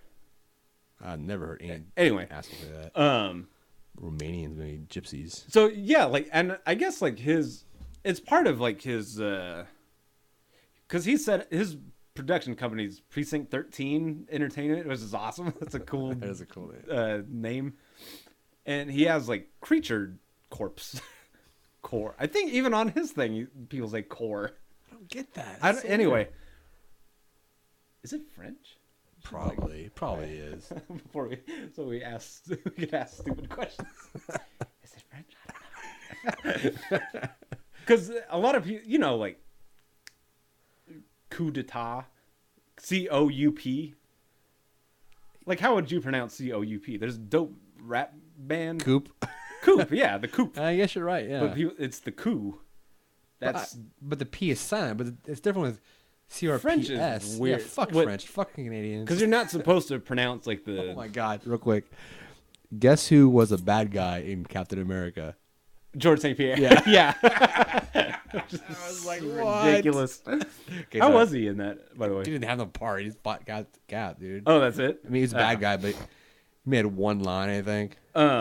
Yeah, so anyway, like Kurtzman just wanted to like set up his production company, produce, write some movies, direct some movies, really like low budget. He's been doing like a lot of just low budget movies.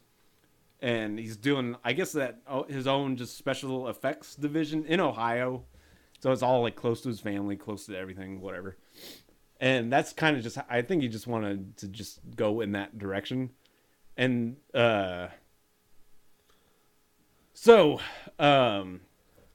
yeah, that's his. It was no like big. No, yeah, I don't think it was. They didn't falling out or anything. Because I always wonder that too. Like, I wonder if they like fought. Like, yeah. It was. I mean, sad about you it. couldn't find anything about it online, like why they broke up. It was kind of he just left, and yeah. There's nothing negative about it. At least publicly. So in this documentary, like they say, like, oh, he left, but we still like kept KNB, like KNB, same thing. Didn't change the name or anything. And it kind of goes on into like when CGI like started like booming and banging and like and. Did you ever watch the Stan Winston Studios interviews with Steve Johnson? Steve Johnson, I love those. Dude, Steve Johnson just hates CGI. It's so bad, and it's so rad. He hates it so bad.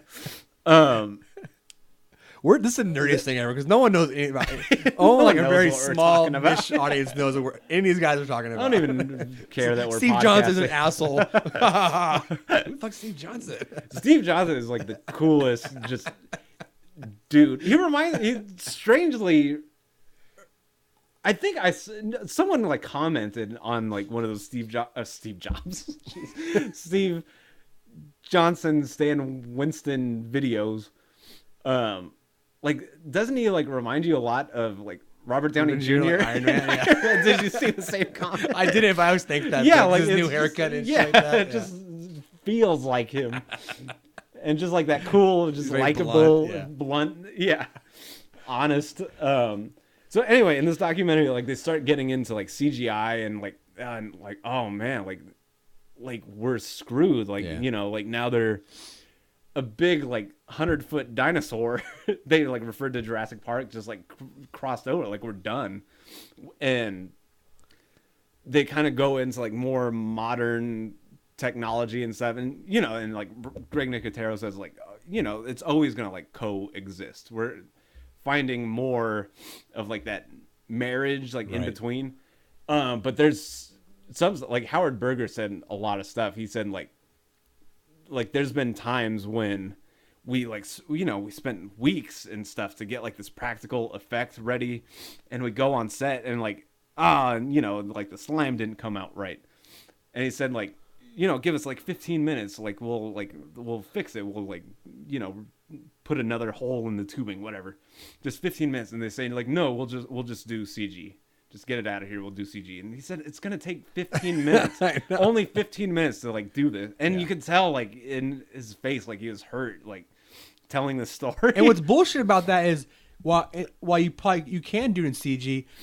the 15 minutes is 15 minutes. While I understand money is time, but I guarantee for an artist to do that post production probably costs him $10,000, if not more. That's exactly what he said. For that like, slime. yeah, he said like it's here. It's like all we need is just 15 minutes, but you're gonna spend like $40,000 Yeah. to like do it in post. Like, what's your problem? Like, and you can tell like there's just like this sadness there, and so they kind of go into like the conflicting things between CG and like how like special effects, practical artists were starting to like, you know, like fall apart and get kind of worried about everything, and like lose jobs over like the new birth of like CGI.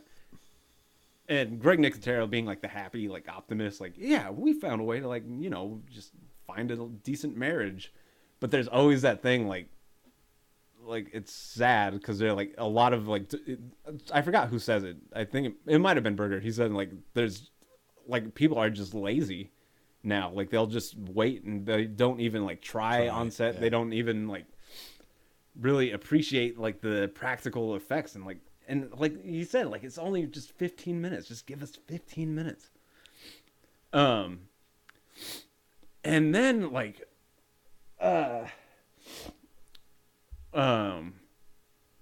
like kind of like towards the end of the documentary, like they're saying like we like now that like special effects has like changed so much, like it's not that strong, just basically everything's changed. Like people do like so much stuff digitally, and there's a lot of like great talented like special effects artists like yeah, there are coming up, and they're, you know, they're out there. But he said like who do we like really pass the torch onto?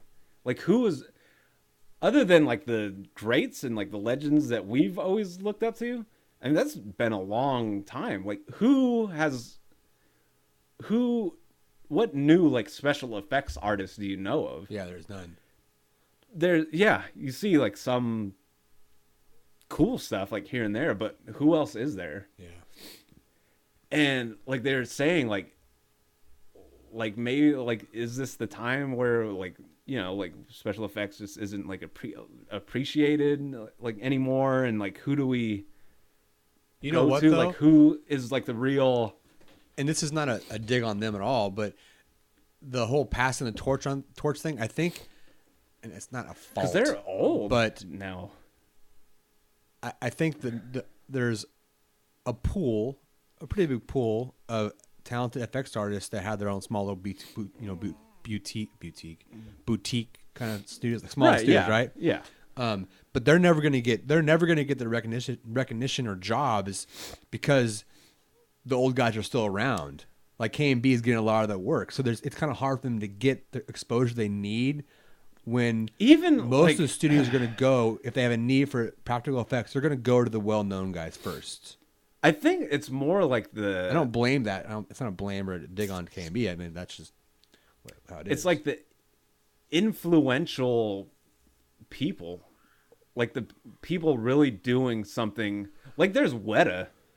Weta's a huge. They've been around for special quite a effects. while, though. Yeah. Not old school, but they've been around for a while now.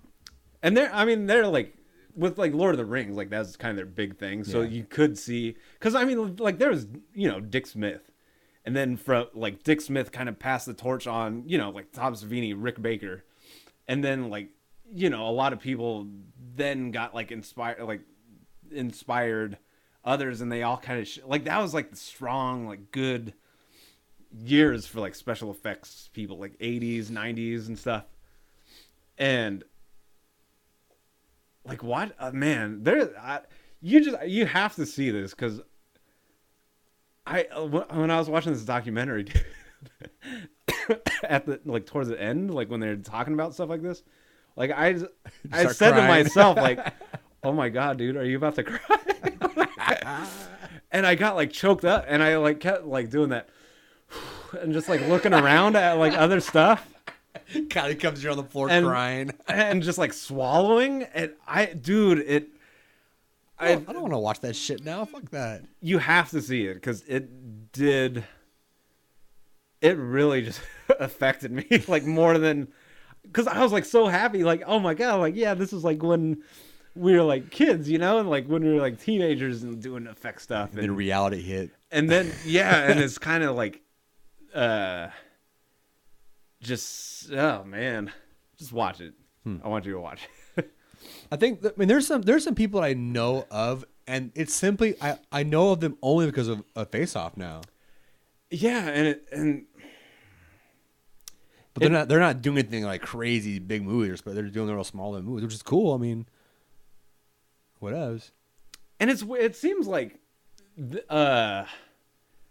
like back in the day, like everyone kind of had like their own like specialty. Yeah.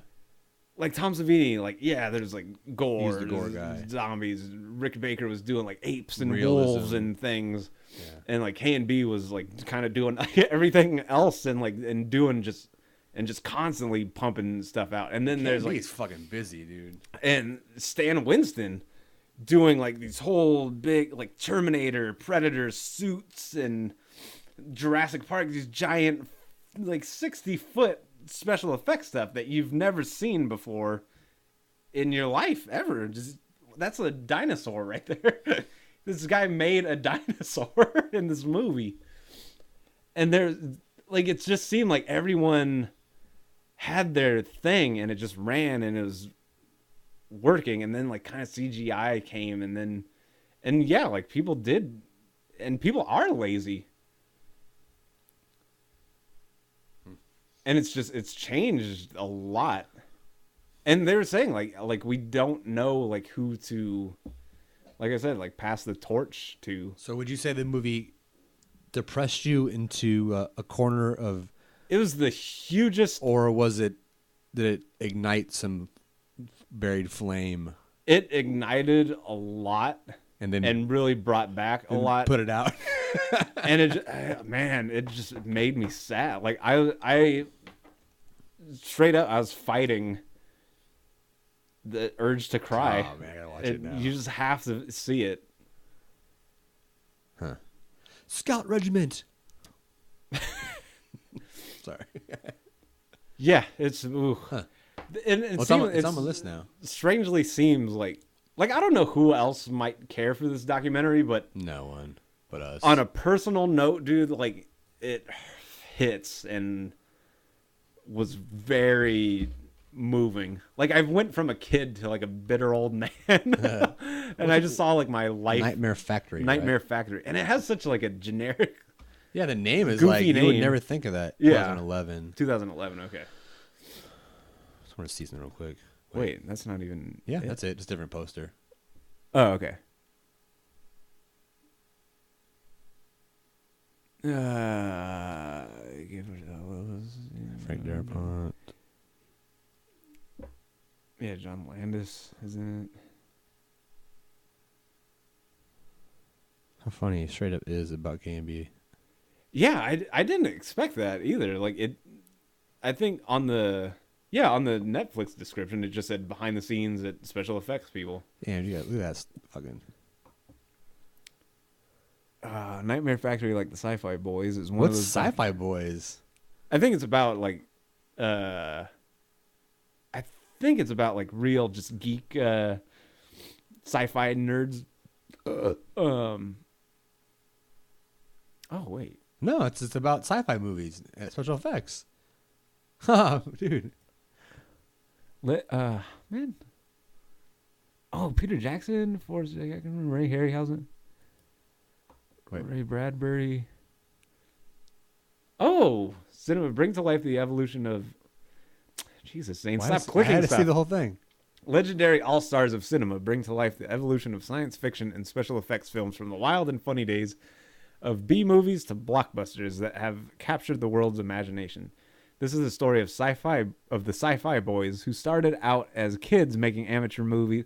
I gotta watch this, Dude, I hope to God it's on Inspired by Forrest J. Ackerman's Famous Monsters magazine, and grew up saying move. I'm not doing anything. You blocked everything. Oh, sorry. And grew up to take Hollywood by storm, inventing the art and technology for filming anything the mind can dream. Please tell me that's on Netflix. I know. Come on. I thought, what am I thinking of then? I don't know. That's cool though. Because I know there's a documentary about like. I don't. They would have pulled it up if it wasn't there. Cross your fingers. Yes. We're nerds, dude. Awesome. My list. Oh, hold on. What are these other? Tales in the script. I think I've seen that. I've seen that. Best worst movies. This is Making a Troll 2. Celluloid Bloodbath. Not sure what that is. Cool. Dude, I'm gonna add that on my phone.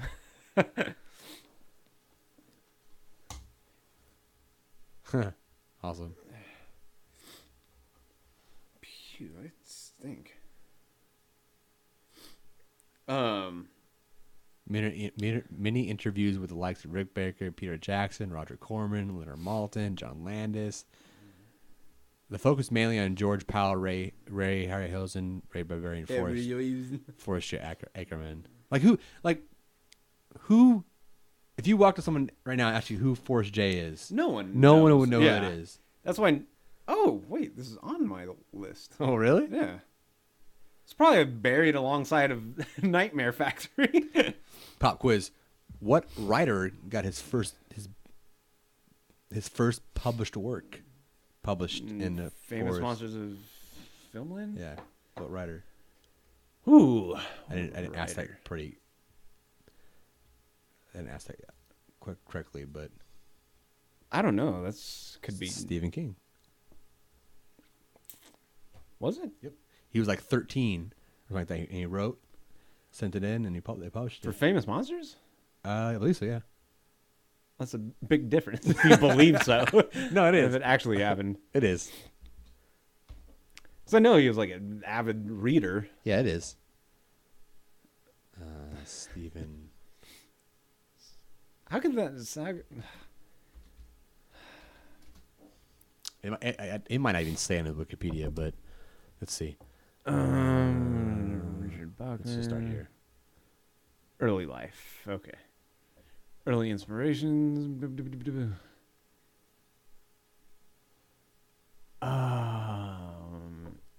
Dave's Rag. Right here.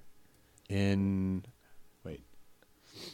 Okay, the first of his stories to be independently, independently published was I Was a Teenage Grave Robber. It was serialized over 4 issues, 3 published and 1 unpublished, of a fanzine comic review in 1965. I don't see any mention. This is of wrong. This Wikipedia needs to be Famous edited Monsters. right now. It's Famous Monsters. I'm telling you now.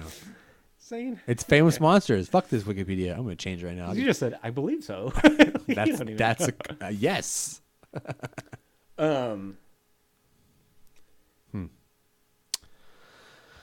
Watch Right. Nightmare Factory. I'm going to. And Sci-Fi Boys.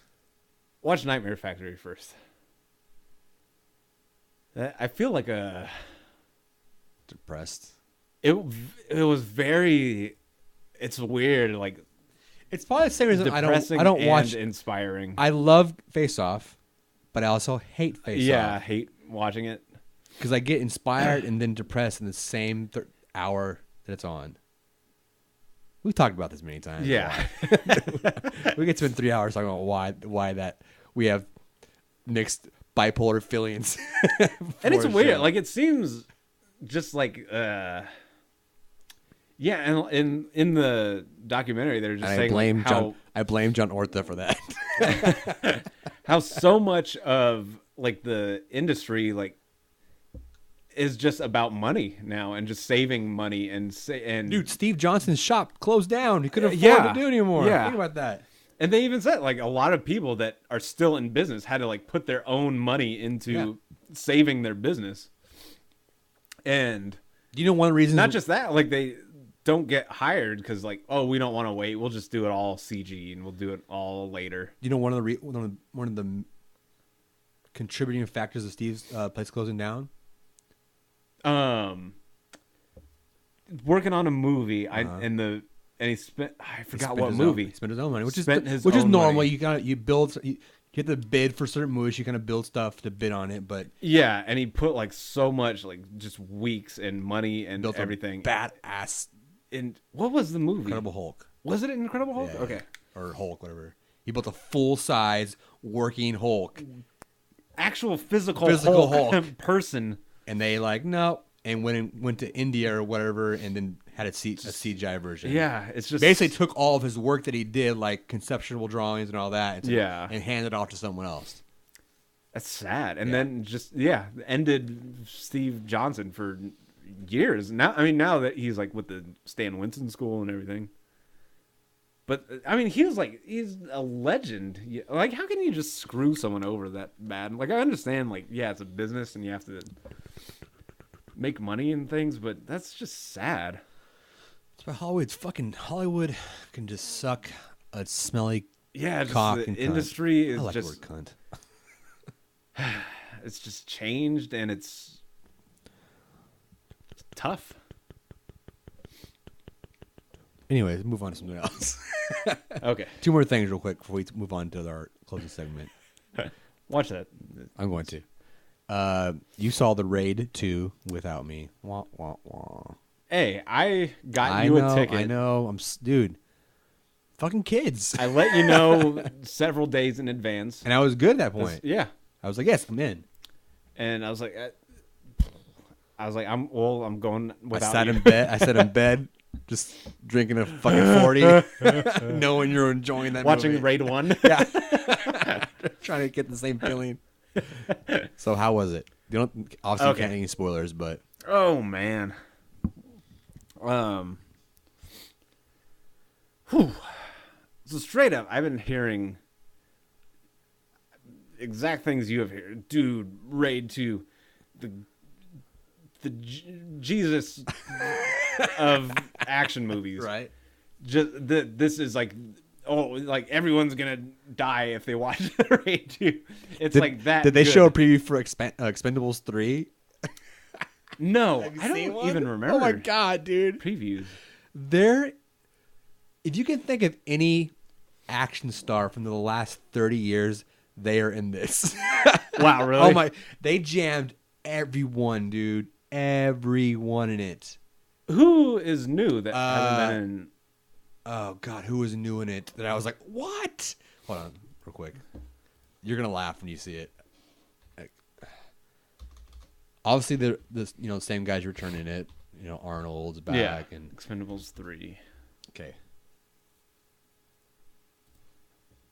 Jason Statham. Wow, Jet Li. Mel Gibson, Harrison Ford, Wesley Snipes, Wow, Antonio Antonio Banderas. Banderas. Damn. Dude, there's no one left. There's I hope they all die in it. That'd be fucking awesome. let's see. Wow, Ronda Rousey. Yeah, she's in it. Wesley Snipes just got out of prison. It's Wesley Snipes. He can I do whatever he know. wants. Conrad Stonebanks is Mel Gibson. Conrad Stonebanks. A ruthless arms dealer and co-founder of the Expendables. Okay, sorry, Raid 2. There's a lot of people that they should throw in there. Who's left? Bolo? Steve's alive still. You should be. He's Bolo. He can't die. I'm surprised Jackie's not in it, to be honest. Yeah, Jackie Chan. Samo. Sam was too. Michael Dudikoff. You're right. There is a lot of, but these are the big ones. Billy Blanks. There's a lot actually. Now that I'm actually thinking about it, I know. You keep fucking go through the years of all these shitty fucking 80s movies.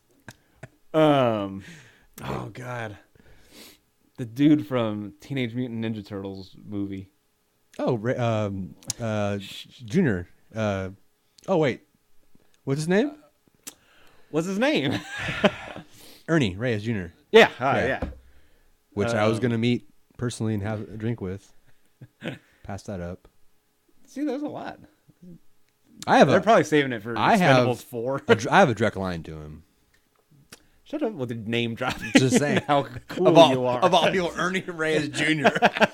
the kid, the pizza guy, in Ninja Turtles 2. I want to call it a name drop. Who, dude? We're missing someone. I know. Damn it. Okay. So I went to see Raid 2. Like, Okay. Oh, let me preface this. Where'd you see that? Oh, Alamo yes. Draft House. Alamo, okay. And I got tickets like right when they went on. Yeah, you did. Pre-sale, and already, dude, like seats were like full, like filling up. I was like, oh my God! Like I got to get it now. Like How do you know that though? when you reserve ticket, because I guess like for certain shows and showings,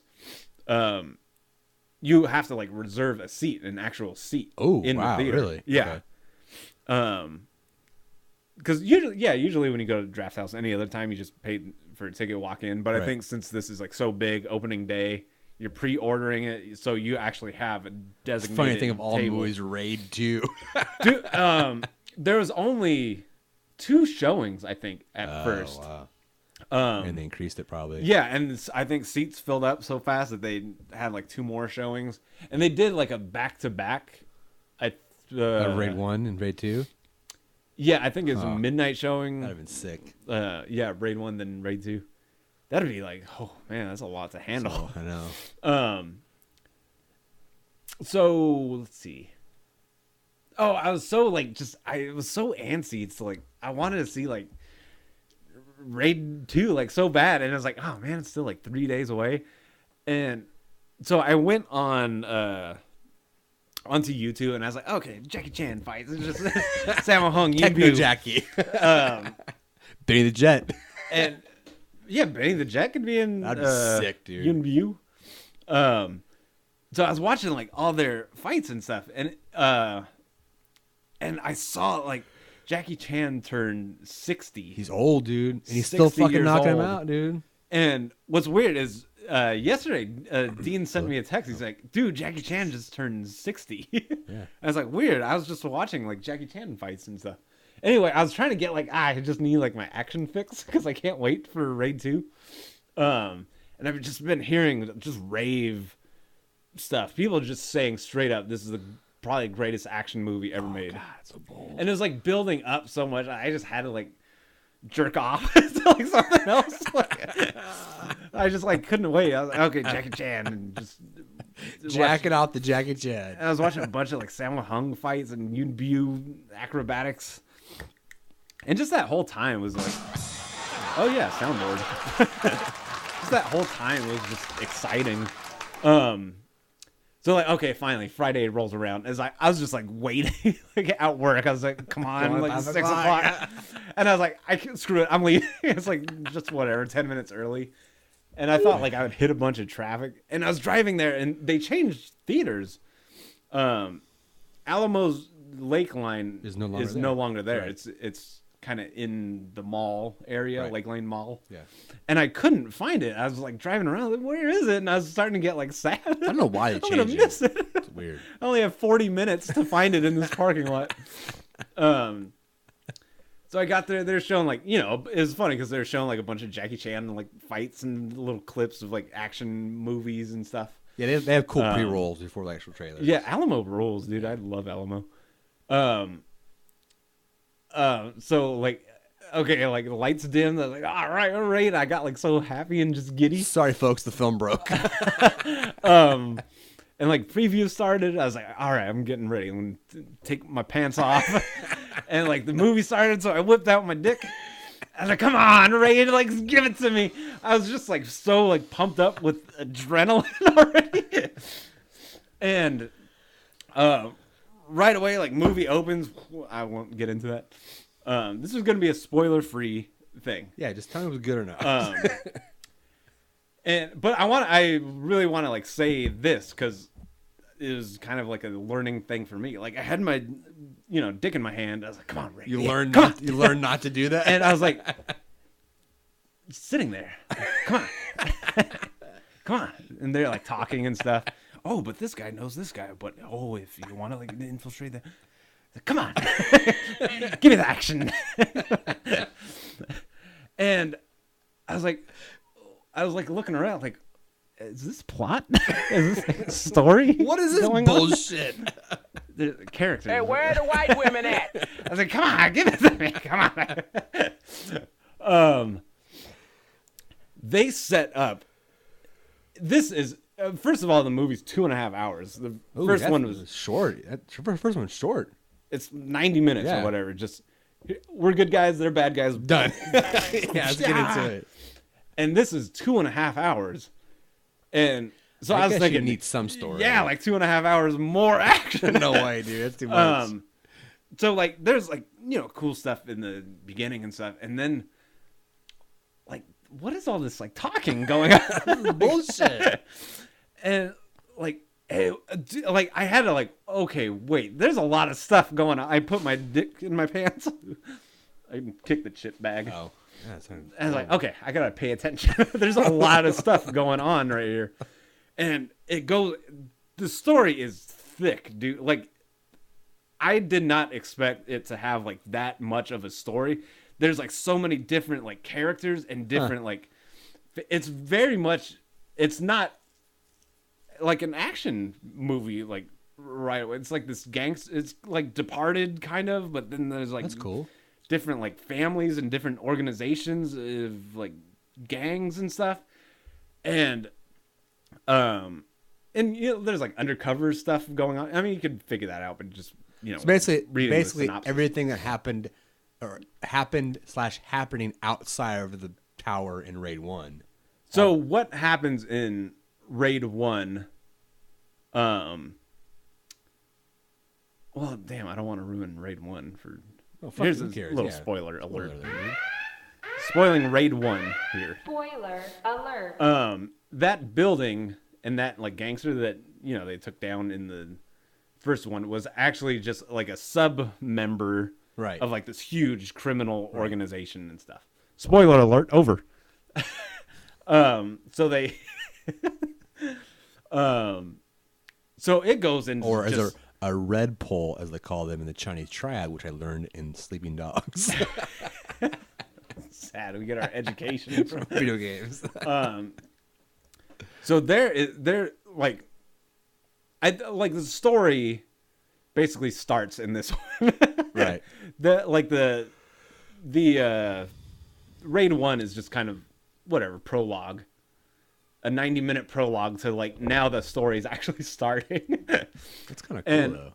So I guess the director originally wanted to do this movie called Bernadal, Barandal, whatever, which is going to be like a crime movie, gangster movie, action kind of movie, and he couldn't like get funding for it. Like he spent like 1.5 years like trying to get funding for this movie, this big long crime epic, and he said, you know what, screw it. Let's just do something like quick, easy, knockout, simple story, whatever. So they did the Raid and were able to get like funding to just go ahead and do the Raid. So, all right, we're doing it. So he had that like kind of tie into Raid 2, Barandal. And so now that Raid 1 was such a big success, now he could finally get financing to do this movie. Okay. So is Raid 2 Barandal? That's what it's called, yeah. Oh, that's right. Raid is called the Raid Redemption. Raid 2 is called the Raid Barandal. Which is funny because outside of, I mean, what does that mean? It means thief, I think. Who would, or crook or guy. Right.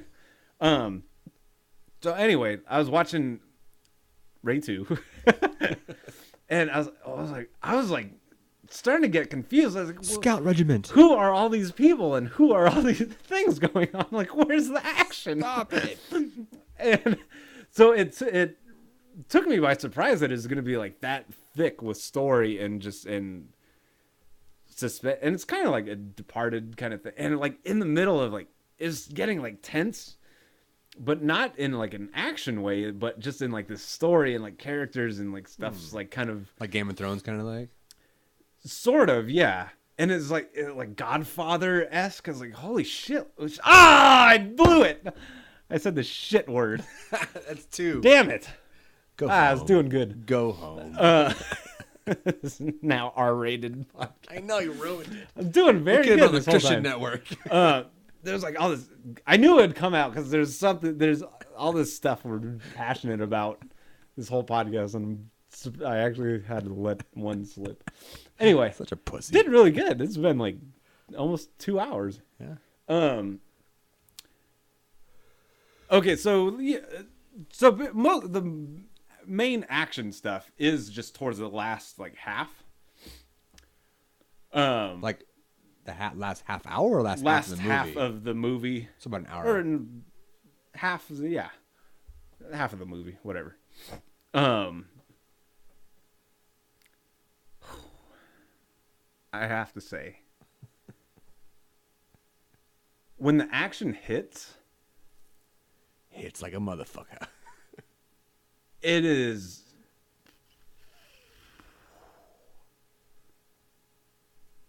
I don't even know how to describe how much it More intense blew me away. than Raid 1? The Raid 1, if anyone wants to know like my opinion of Raid 1, it's on episode 4 called Sweaty Movies.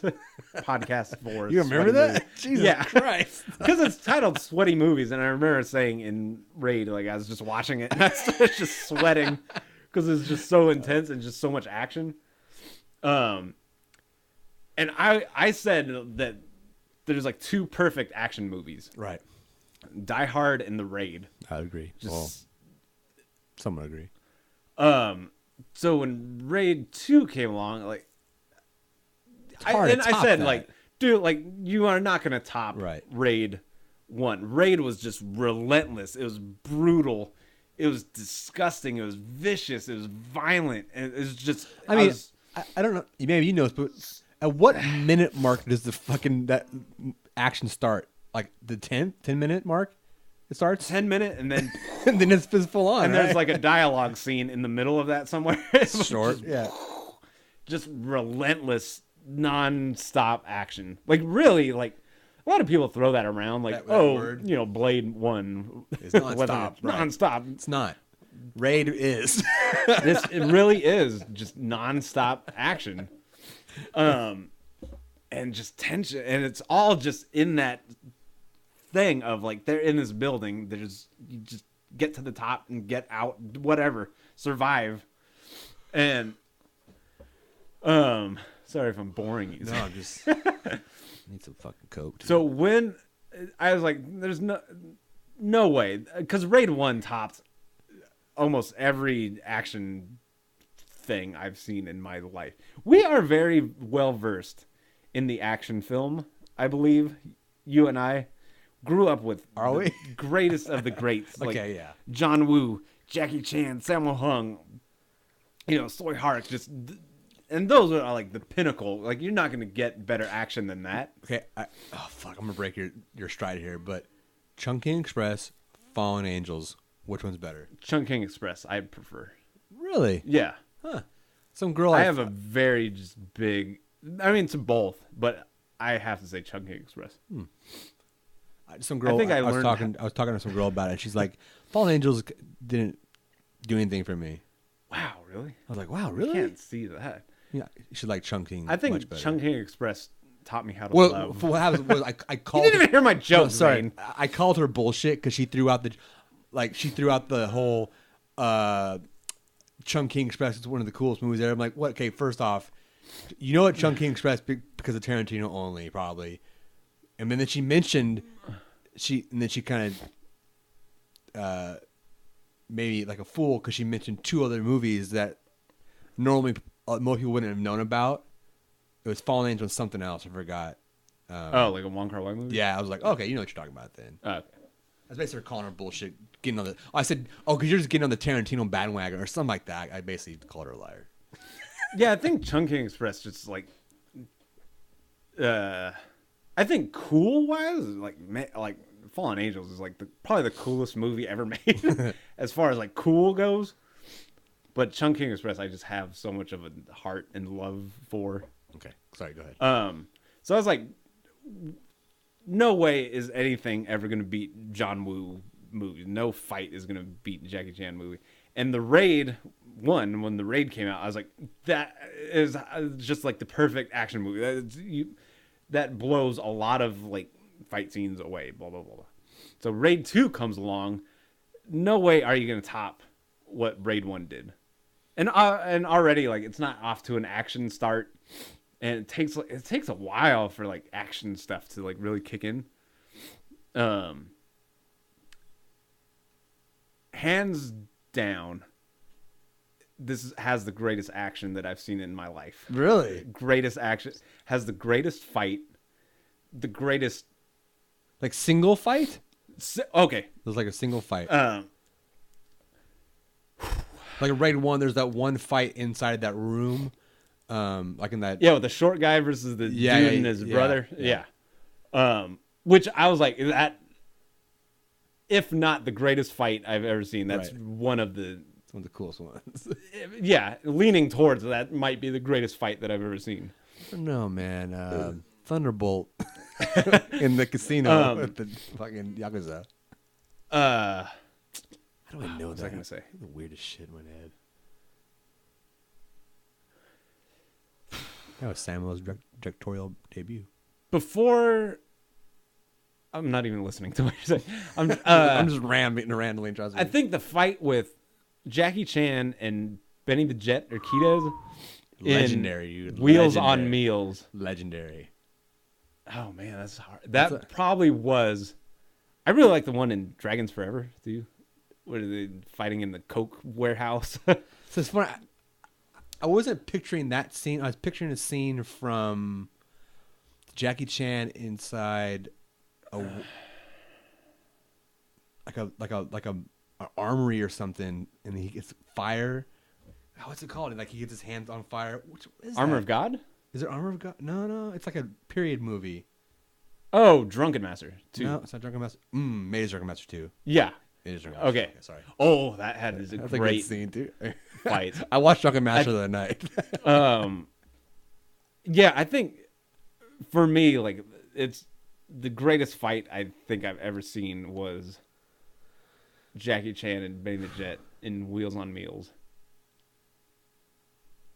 Because they're really going at it, dude. And there's just such great, like, the choreography in it was. I'm gonna get off on a tangent. Absolute. I'm gonna get off on a tangent greatest. here. I think one of the He reasons like pulls his hair and then like flips backwards on his stomach and then. What kicks. do you think one of the more redeeming features, style wise, is of Hong Kong movies and fight scenes in particular? What is the redeeming thing? Versus American fighting movies. Think about it. And I noticed this when I was watching Captain America. There's a lot of things wrong with Americans. The biggest thing that you see always in Hong Kong movies, they have a wide angle distance, right? They show the whole fight. There's very, very rarely there's a cut. You right? see, because when there's fight scenes in American movies, usually it's fast dum-dums who can't fight. Right. So it's close up and they shake the camera a lot. There's massive cuts. Cuts to like a knuckle. Right. And then cuts to like wide, and it's just, you can't even tell what's going on. Yeah, I was watching Drunken Master 2. I was watching Drunken Master 2 in the one scene where he's where he's fighting those guys in the courtyard and his mom is feeding him alcohol. Oh, yeah, the whole scene. I mean, it's so wide, dude. far you away. see everything. Like it's like a minute of one shot. Because Jackie Chan actually has talent. That's true. Billy Blanks, as cool as he may be, like he's just not as Is that weird? And it's just so weird. physically how talented. How differently it's shot.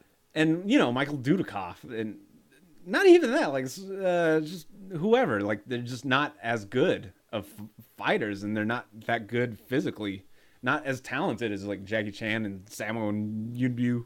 Like the scene on Wheels and Meals. That's that whole entire scene in that room with Billy and Jet. It's one. You see their whole body. You see them like actually fighting, go at it and do flips and it's long takes too. It's not cut up that much. Yeah. So in American movies, Americans just can't fight as good as Jackie. I mean, that's not to take anything away from Billy Blanks. Sorry, Billy. Dudikoff for listening. But they're just not as. And I think talented Raid is the same way. There's long, wide shots. And same with like Tony Jaa, because they're actually talented physical performers. They're actually good choreography, talented people. And it's not just like the choreography; it's actually like pulling it off flawlessly and like precision. But Americans, they just shake stuff and cut a lot and put techno and. Hey, you think you might have saw like a fight. Like there's stuff in like Batman movies, like fights. Like I don't even know who won. Dude, like Captain America. I'm telling you, Captain America. I know it's like fuck. These are. It's like literally half a second shots. Yeah, and they're everywhere and they're fast. I'm like, and you don't know what's going on. Like, what just happened? Oh my god, dude. And I understand he's fast, superpowered, but Jesus Christ, let me see him fight. Because if it was like a further back wide shot, you can't see them. Like Captain America stinks. Probably fights like a woman. Nothing against our woman fans out there. Cynthia Rothrock. Cynthia Rothrock's dope because she crossed over though. I was watching a lot of her. She's like badass. Fights like in. Oh God! Don't sneeze. This is why I wish like Will and Dean were here because minus like movie stars, they're the only guys who would understand what we're talking about. Like Cynthia Rothrock. Who the fuck is Cynthia Rothrock? Dude, she's like gorgeous. She is hot. I hated her because she was doing like American action movies that were lame. But she also did She also did Hong Kong movies. She did like Hong Kong movies, but I was introduced to her first in like just. Really? Ugly American I don't movies. think so. I think at least I saw her in a Hong Kong movie first. Like with someone with Sammo, I think in it. Yeah, she fights Sammo, and Sammo just like kicks from the crotch, right? Totally just dusts her. I mean, she kicks his ass at first, and then that was Lucky Stars, maybe Twinkle Twinkle, or My Lucky Stars, but I think it's called Twinkle Twinkle Lucky Stars. In Asia, anyway, like she's dope because she was actually like good and stuff, and you could see that like Cynthia Rothrock's talented, but in her American movies, same with like Jackie Chan, like when Jackie Chan did, like remember his fights in like Enforcer. Big Brawl and stuff, yeah, they were just like hi, like it was so like lame, dumbed him like, down, yeah, because there's just. Americans just don't have it. Like even Rumble in the Bronx to a certain extent, I think. I mean, he kind of got to do his own stuff. I mean, it was later in his career, dude. But even in his American movies, though, like, I can't think of any of them. What's the movie with the black kid in it? Karate Kid? No. Is that what you're thinking of? Oh God, no. No, Funny Kid. Funny. There's two of them. Rush Hour 1 and 2. Oh yeah. Even then, it's very Americanized, and it's all tight, fucking quick fights. I'm like, dude, come on, you have Jackie fucking Chan in your movie. I know, like have some respect. And yeah, so it just never. Just Americans stink, basically. But 36chambers.com or your new Asian import movies. So, straight up, if no one could tell by this conversation, we're very smart when it comes to action movies. We know what's better than most things. So I watched the Raid 2. How was it? And I was like, no, because, dude, like, that fight at the end of the Raid could possibly be the best fight. Like, that was close to passing the Jackie Chan and Benny the Jet fight. And what's hard is that, anyway, I won't get into that. You've probably noticed I have not once mentioned any of the horse shit from Kill Bill 1 or 2. Sorry. So I watched Raid 2. And it took a while for the action to start. And I'm like, come on. Like, my penis is getting cold. I'm just sitting in my hands. Still shriveled up. So when the action started, some of the stuff that... I can close your... Cover your mic. It has to... I have to say, some of the most... Oh, man. I don't... Just... It probably is the greatest action that I've seen in a movie. The stuff that they do... I'm so mad I didn't see it, dude. I'm hoping it's on digital soon. Just go to the theater and watch it. I can't. Call out. You've been off all week. I know, dude. You said, I haven't done anything all week. I haven't. I mean, it just did come out Just Friday. come on Friday, fucker. And I have to say, wish we had a drum roll. Kind of.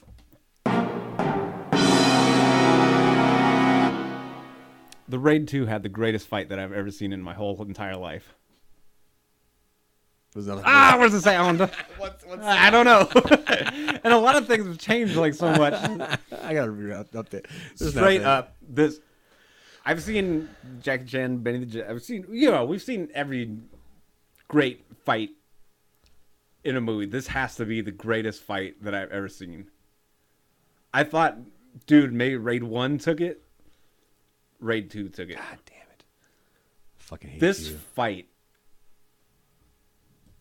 Oh, jeez. Don't say See anymore. it, because I need to say like so much more. I'll see it. I don't know how. I'll see it. I don't know. I mean, just go to the theater. That's all it takes. Want to go now? We got time. There's a 10 o'clock showing. Is it really? Yeah. I'll go. Really? Is it 10 o'clock showing? I got an hour to get there. There's no way we can get there in an hour. I don't know. It's out. I always just Wait, see it. Hold on. Is there a 10 o'clock showing?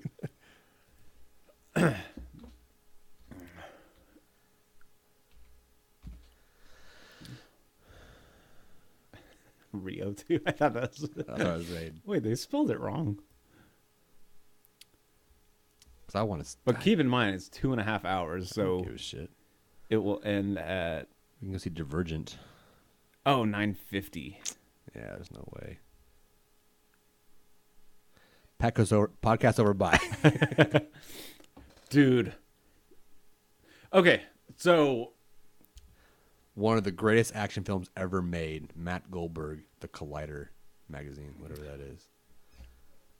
Oh, man. Is that the only place? It's the only place it's playing? It, as far as I know, yeah. 8.9 on IMDb, 79 on... I've noticed Metacritic scores are always lower than Rotten Tomatoes. Oh, it's at Tinseltown. Oh, shit. 1020. So 1020 is 2.5 hours. Where's Tinseltown 17? Oh. It's called 17? It says I thought it was Tinseltown 20. I thought. Hold on. Where's this at? 35 south. That's it. Wait, exit 113. Fuck, hold on. Why don't you... No, highlight the address. Oh, I was going to put the thing in there. It says northbound. That's it. And search Google, then map will pop up. Stastny. That's down south. Oh, okay. Really? Why It's so Stastny? Anyway, Wait, we're gonna find it. Fuck you. That's all I want, huh? South Park Meadows so that's far. domain. No.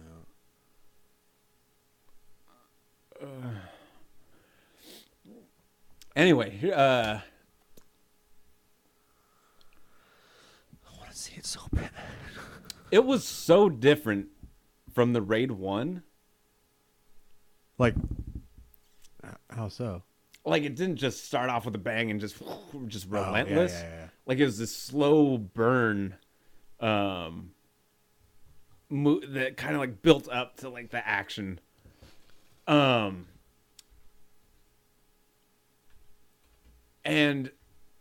it's hard to say because like there's so much like stuff that they outdid in the first Raid. But there was so much like hard like plot to like follow, which it wasn't really that hard. Like once you like get, it's a lot at first, like coming from the Raid where there's almost no plot to like this really plot heavy story.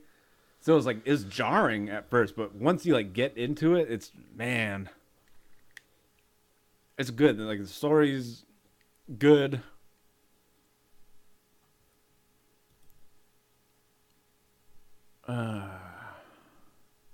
Tinseltown 20. Oh, so it is playing at a lot of places. At 10:35, it's 2.5 hours, I know, dude. and there's half hour and of Round previews. Rock. That's 9:25. Can't make that one. Nah, that almost started already. And Captain America: The Winter Soldier, #1 movie in the world. Anyway, Whatever. Raid 2. We'll get into it more when you see it. But that has my vote as the best like fight that I've ever seen. Let's go see it, dude.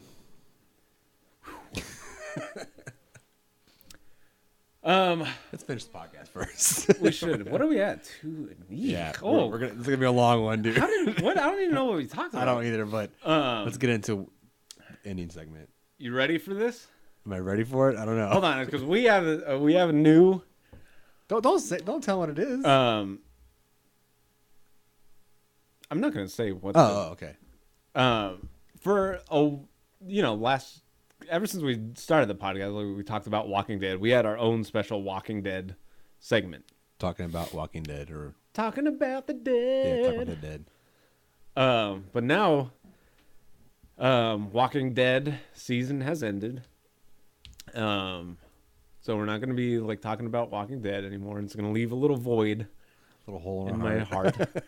So we have to like move on. And fortunately, there's a lot of other shows to move on to. Particularly one show. What is this show, Zane? I don't know. Well, let's find out, shall we?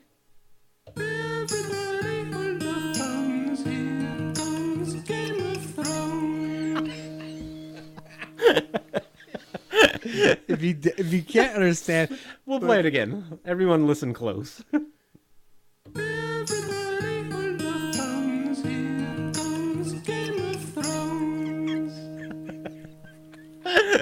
everybody hold the phone. Here comes Game of Thrones. That has to be the faggiest little jingles I've ever heard in my life. one more time. I haven't even listened to this that much.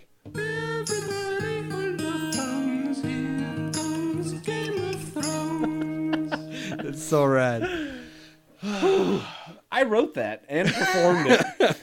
All right, so I'm taking 100% credit Go for the for it. faggiest jingle ever written. we just offended a bunch of our listeners. I don't But care. it's all in good humor. all in good jest. Oh boy.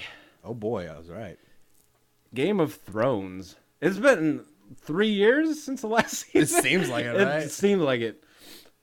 I have to say, okay, from a personal standpoint, it's been a long time It's been a year. one whole year. I think, a calendar which year? is weird for series now. I think it's actually been a full fucking year, Yeah, I don't know. Like it's been not 3 it months. Feels like 4 a months. long Yeah. time. And I'm going to be 100% honest. In between when season 3 ended till now, there's been Breaking Bad? Breaking Bad. Wow. Was on. Breaking Bad ended. and Breaking Bad ended. There's been Walking Dead. Probably 2 seasons of Walking Dead. There's been Attack on Titan. Attack on Titan. There's been True Detective. Which True Detective could be the greatest show I've ever seen. Yeah. So when Game of Thrones was coming around, I almost didn't care. Wow, really? I think because it's been like so long. It probably hasn't, but it's, I mean, I don't know if Like imagine say you're married, whatever. Oh, my wife, I have to go away for a year. I'm gonna go to Paris, and you just slam like 4 other bitches.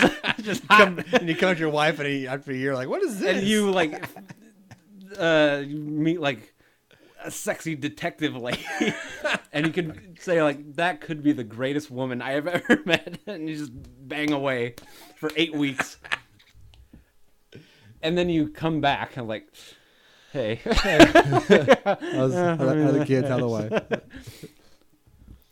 And yeah, like that's kind of how I felt. Like I think also like there's just been so much time has passed, and so many great other things like have filled that void. True, yeah. Walking Dead was the best season ever. True Detective, Breaking Bad ended, and just there's so much great stuff. And then Attack on Titan, which is the other greatest show I've ever seen. God, it's so badass, dude. So when like Game of Thrones like started, I was like, okay, like I gotta get back into this. Like, who's that guy again? And Really? It's a very complicated show. because I just haven't like thought about it and gave it much thought. And I gotta say, like Game of Thrones, to me, is straight up one of the greatest shows I've ever seen ever. Dude, it's been almost a full year. Look at Phenomenal. March 31st. 2013. That's when it. Wow. So yeah, a full year. Wait, that's premiere. This is premiere April 6th. This is so confusing. That doesn't make sense. Let's see when. Ordered filming, whatever. I'll probably tell you right here. So the last episode. Why is it so complicated? Last episode was June 9th. So it's been less than a year. Even so, June 9th of 2013? That's quite a while, actually. Yeah. It's quite a while. So, yeah, So, whatever. First episode of season 4 Was debuted last week, Sunday.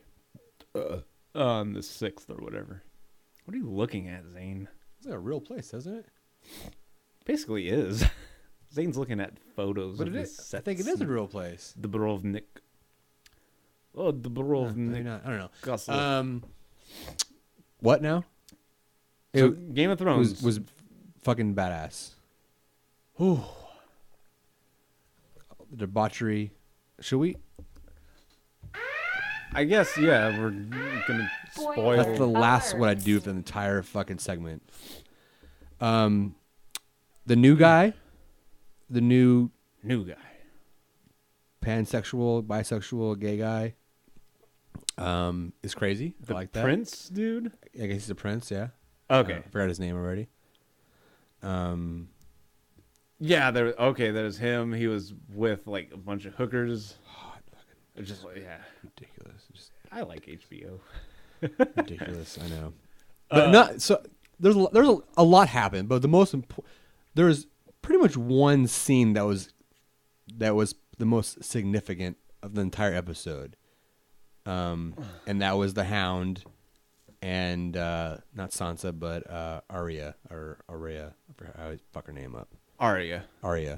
In the tavern I have to say, when she got Needle back. out of all of Game of Thrones, she's my favorite. I- She's my favorite character. I think she is too. She's the badass. I've never read the books, but I have a feeling. I have a feeling she's gonna be. Dude, with this show, I don't know. People get bumped off easily. What'd you do, Zane? Sorry. I can't hear. There. I think she's gonna go up. I don't know. Who knows? You're right. Yeah, this who show. knows? She's important though. I mean, so far she's made it, but Yeah.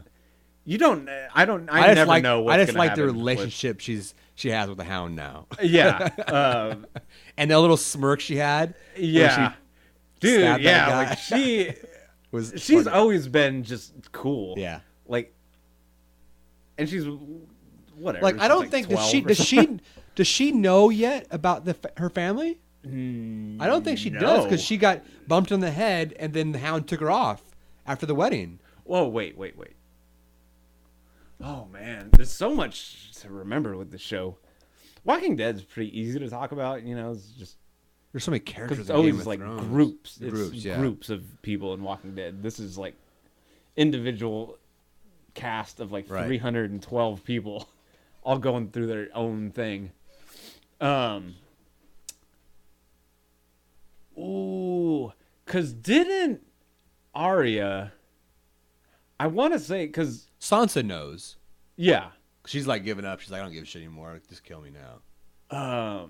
Didn't Arya try to like go into the? She tried, but the Hound. But she didn't know what was happening. There was lots of ruckus going on because she saw those guys kill the wolf. So she tried to Yeah. run into the building, and then the Hound hit her on the head, and knocked and her out, took and her away. off. Yeah. But I don't think the Hound really knows. No, because they're traveling the countryside, kind of like he's trying to sell her. I forgot. Like, They're trying to get back to some tower, to sell her back to the aunt. yeah, and I forgot how they even got paired up because he kidnapped her, kidnapped her. saved her, whatever. Yeah, He's cool. I like him. yeah. Because he was kind of a baddie. He's a first, baddie. but he's cool. He's cool.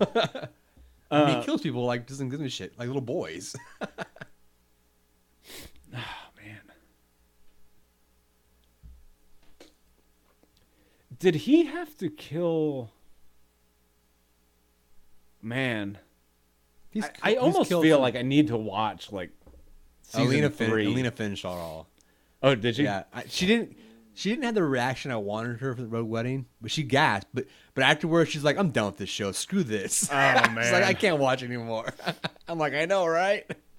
After that scene, no, I take that back. After season 1, like when the king God, when they killed him. Boromir Yeah, whatever it is. Yeah. from Lord of the Rings gets his, I just did not know what to.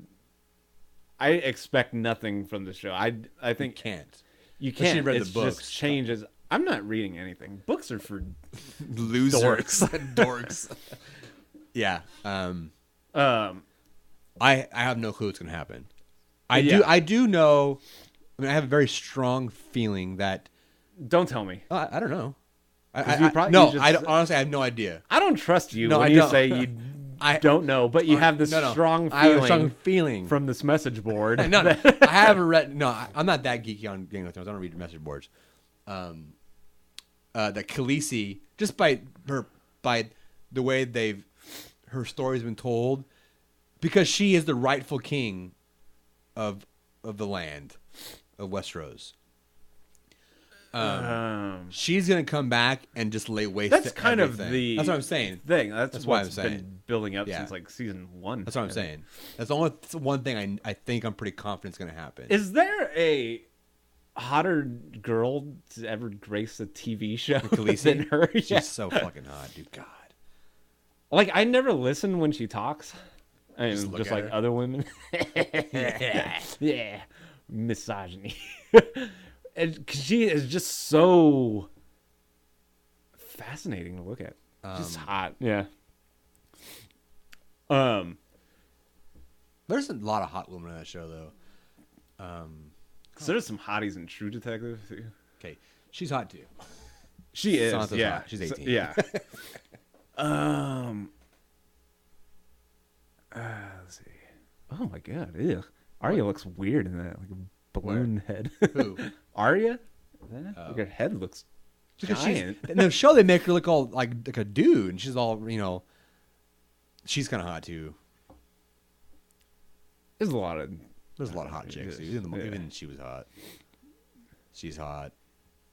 even the dudes are hot. Even the dudes are hot. Even Peter Dinklage is hot. Look at Khal Drogo.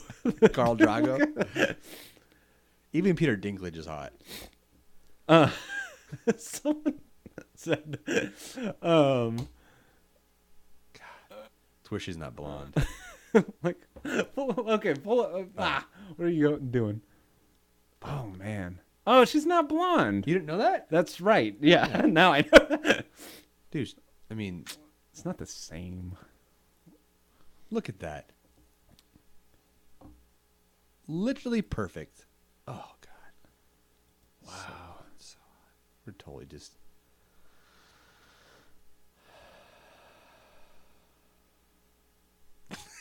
That ends the Game of Thrones segment. We're looking at pictures. Who will jerk off? Look at pictures of Khaleesi. You know what the number one name in last year was for newborn babies? What? Khaleesi. Oh my god. I know. So many dorks in the world. God. Yeah. Ooh. Go up because this is I'm gonna take a shot. some like silence. Go to. I don't want to see her in anything else. Sorry. It's ruining the illusion. Sorry. Go to. Okay, you see Peter Dinklage. Now go to Google and type in, or doesn't he? Maybe you don't remember, but pull up Leota Machida when Leota Machida has the goatee. And I swear to God, it's the same. It does look person, like him, dude. dude. It looks like him, right? If you just Pull up they Leota both have a Machida. unibrow, right? Yeah, Like, just do it because now I have to see it for myself. Leoto. Find one of him with a goatee. I gotta find the goatees. Damn it. Seriously? Type in goatee. Or beard, whatever. How do you spell goatee? Goat? E-E? Like that, right? No. They're not gonna show him. Seriously, there's not one picture of... Then just go back. Looks just like him. Oh, take too long. Ruined Fail. the joke. Joke is Screwed over. the timing up. But yeah, not much to say else about the show. Okay, wow. Once again, I really can't remember everything that happened. I know that Because we haven't talked about Game of Thrones at all. I have to get back into the rhythm of it. At all, I don't think really. Other than we like it. Yeah. Oh yeah, Game of Thrones is badass Yeah. too. Yeah, Arya is my favorite, and kind of always been my favorite. She's cool. I'm like her. waiting to see who and when they kill Joffrey. Oh, I want my Jamie. God. Okay. I want Jamie. Because he was a dick to Jamie, dude. A dick. He is a dick to Everyone. everything. But I want in what's his name? Dinklage, whatever his character's name is. Tyrion. And Jamie, just a fucking open shop on Just him, shank dude. Just in just some fucking shank him. toilet. Because remember, James called the Kingslayer for a reason. I think he's gonna say fuck everyone because he had that little falling out scene with his dad, yeah, and his dad's like, "You're nothing. you're whatever." nothing without your Yeah. hands. And what kind of Kingslayer can only slay with one hand on little digits? That's a dick. Okay. Because since we haven't talked about Game of Thrones at all, Arya's my probably favorite character. I hope she doesn't die ever. Tyrion and her are my favorite. Tyrion is probably, my second favorite. third favorite, I Brianna. I don't know why I go for like these kind of like Weird sub characters. And like, even Arya is kind of like a sub. She's kind of been like in the background. She's been in the background, like, yeah. Tyrion's been like the biggest character, Yeah. surprisingly. I don't again. I don't know his name. Hold on. The fat guy, the fat guy from the wall. Oh, Oh, Jon Stark, are you okay? Jon Snow's friend. Or Jon. Yeah. I'm What did Jon. I say? Jon Stark. I hate you too for knowing everything or whatever. I got 2 cakes in me satchel. Would you like one, Mr. Snow? He's just so like. He reminds me of like just that Nick Frost, just that lovable, like, kind of warm character. Oh, dude. Speaking of, World's End is on. Oh no, it's not. Never mind. Retract that statement. Sorry. Again, I don't know his name. I don't either. We're gonna have to Watch the show. hopefully He was learn in it later. He wasn't very. He was like in for like a minute in last week's episode. Yeah, barely, yeah. But anyway, there's been 317 years of TV, whatever. Every episode, every podcast you increase that year. It's been 4,000 years of movies. I don't think there's been a more hateable character than Joffrey. Oh, dude, I agree. Hands down, the worst character. He does a phenomenal Villain. job of hating him, dude. Just looking at him. Oh, He yeah. doesn't have to say anything. Yeah. Like when he popped up in like, season 1, I just immediately hated him. Yeah. He just has this terrible, just that childish, Have you seen this picture? evil child look to Have him. you seen this picture? Is it going to ruin something? No, it won't. Okay. Joffrey. Geophysics. UT Joffrey. Austin. Joffrey. Jesus, Zane, you're the worst speller. Zane put, That's how you spell him. just put Game of Thrones, That didn't work. because that's Jeffrey. Joffrey Game of Thrones. it's Joffrey. What's his name? I forgot his name. Joffrey Baratheon. I'll do this. Wait, I'm here you go. Batman. uh Have you seen this? no. Check this out. And I don't remember. It's just probably a meme, but oh yeah, here it is. Oh, can I make it bigger? I don't want to see this. Why? It's 'Cause I know him as just Joffrey. No, it's funny though. God dang it. Just get out. I hate your internet. I hate internet altogether. Little Okay. skirmishes. Here we go. G Batman, thanks for saving me. You're welcome. Just promise me you'll do something great with your life. Don't worry, I will. Stupid. I hate memes. I know, it's so stupid. Just get out of. Why is it funny, dude? Good. I don't want to see this because people that read the books will do shit on here and ruin the entire series for you. Think so? Go ahead, read your Game of Thrones memes, Zane. Whatever. And then just say, You're a I have a fucking strong feeling. Hater. Okay. I do not look at internet when I like don't. something. So fucking Until I've Amish. seen it, I stay off internet. So we're 2 hours, 40 minutes into this. Jesus, wow. I don't have anything else to contribute to the Game of Thrones discussion. My favorite scene Of this. of this new episode was other one with Arya and that needle thing. I like the. Well, first off, Um, I like the little speech that the Hound gave about cunts. And, Oh, and the chickens. Yeah, that was just good. He's like, what? They're a cool duo, Arya and him. They Like, really I hope are. They're just like it's like a, yeah. it's like a buddy cop kind of thing. like the straight and like serious Arya, and there's the big bulldog that kind of. It's like there's like twins. It's like twins the movies. Arnold Yeah. and Dan DeVito. You're not my brother. I love them together. I don't know why. Okay, yeah. There's a scene where Sansa's in that kind of garden area. It's daytime, and she's kind of like paranoid. Like she's just been freaking out her whole life. Oh, Sansa? Isn't that what I said? You said Sam. It sounded like. Sansa? Oh, whatever. Samsa? I think it's Samson? I think it's Samsonite. When Samson put on his wrestling mask. Fought vampires. she was wandering like through that garden and she but she has like her? no ties to like she could be bumped off like kind Easily, of yeah. any second now, and she's just like in the lion's den. Yeah. And she like runs into like that fat guy. That drunk knight. Yeah, that drunk. He's like now like the king's fool. Yeah. Because she like saved him because Joffrey was Gonna gonna kill him. off this dude. For what reason? I don't remember. It's Joffrey, dude. There's no And reason. Sansa said, "No, leave him alone. He's there." And Joffrey said, "Okay, you'll be my king's fool then." And sneer. I hate that guy so much. Anyway, like Sansa in the garden, she runs into that fat dude. Remember?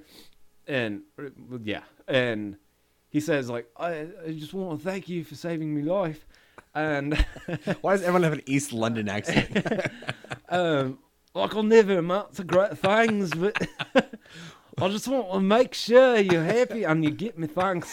And he's like, here's this necklace from my mother. You went from East London to Irish. This is from my mother. And she gave me a long time ago back in the village where we came. And so he gives her that little, and she's like, "No, I cannot accept this."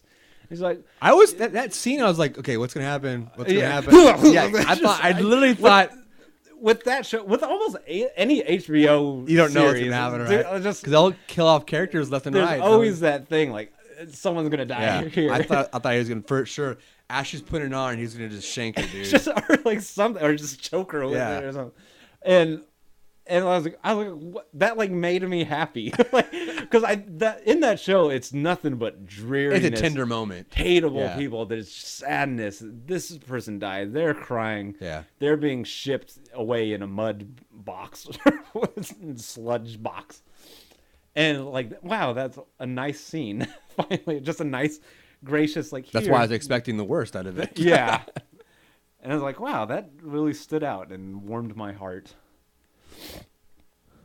Have I still not cussed other than that one time? I don't know. I don't know either. I'll listen. Any predictions for tonight? Because I use the HBO app, I don't see like what's gonna happen next. I have a no clue. feeling. Because now that everything's kind of up and running, I have a. That new This is my dude, that new feeling. guy's gonna be a massive problem. Here's my prediction. Joffrey's gonna be an asshole. That's I don't know what else to say. I can't predict. That's no the only point. that's the only constant in that show. With Walking Dead, Breaking Bad is even hard.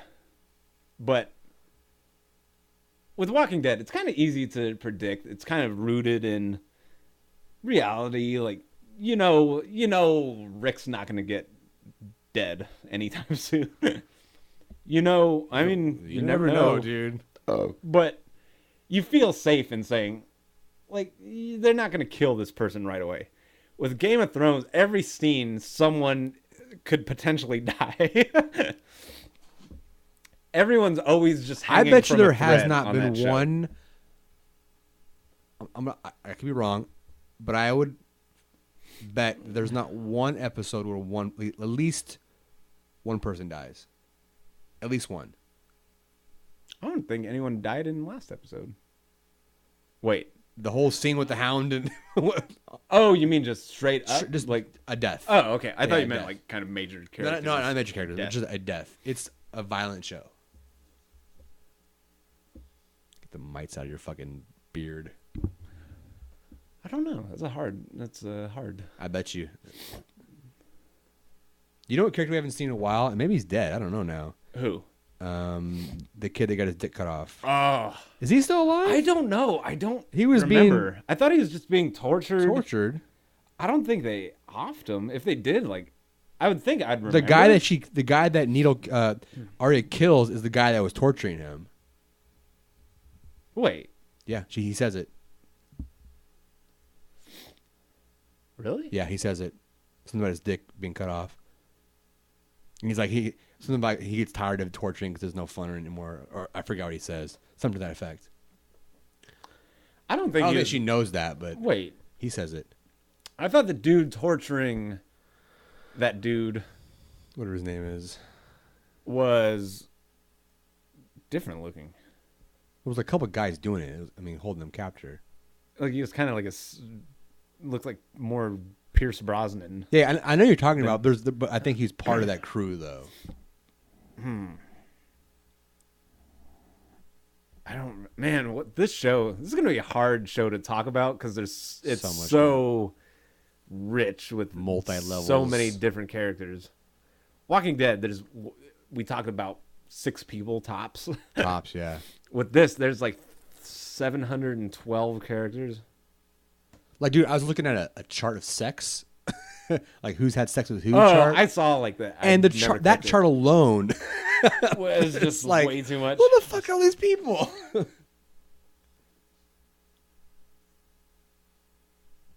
I feel bad for Sansa. I just thought of it. That's a horrible situation she's That's in. Bad. Yeah. I mean, her and Arya are that's it. Of the Starks. Oh no, sorry, her brother. Which he wasn't in. He wasn't in this one. Yeah. And he's like going through some weird things. His own weird fucking midlife crisis. I can feel like my spiritual channel entering into the eyes of an owl. Yeah, some bullshit, whatever. I probably make, to no one that's watched Game of Thrones, I probably make it seem like the shittiest show of all time. It's a dumb. My mother gave this to me. He's an important character, obviously, but I don't give a shit about him because he has something to do with the he's with the fatty. He's with the fatty, with the fat guy. Hold on. Yeah, is that his name? The fat guy. That's all he says. That's his name. Wait, no, not the giant. You're right. He is with the fat. What is his name? Fat guy. Yeah. That's right. They found him. They met up. Hey, I think I know you. I got some cakes in me satchel. That kind of sounds like a high pitch kind of. But so then I guess Would you like a hug? They must be at the wall then with or they go over the wall already. See, and another thing, like I didn't remember what happened with Jon Snow. And one of my favorite characters. He escaped from the feelings. Why did they clash? I don't remember. Like, why did he? Because he didn't want to be with them. Is that all it came down to? So they shot him with arrows. But he escaped. But why even escape? Because they were. I forgot what. Because they were going to take the wall and they were going to kill all the black, Black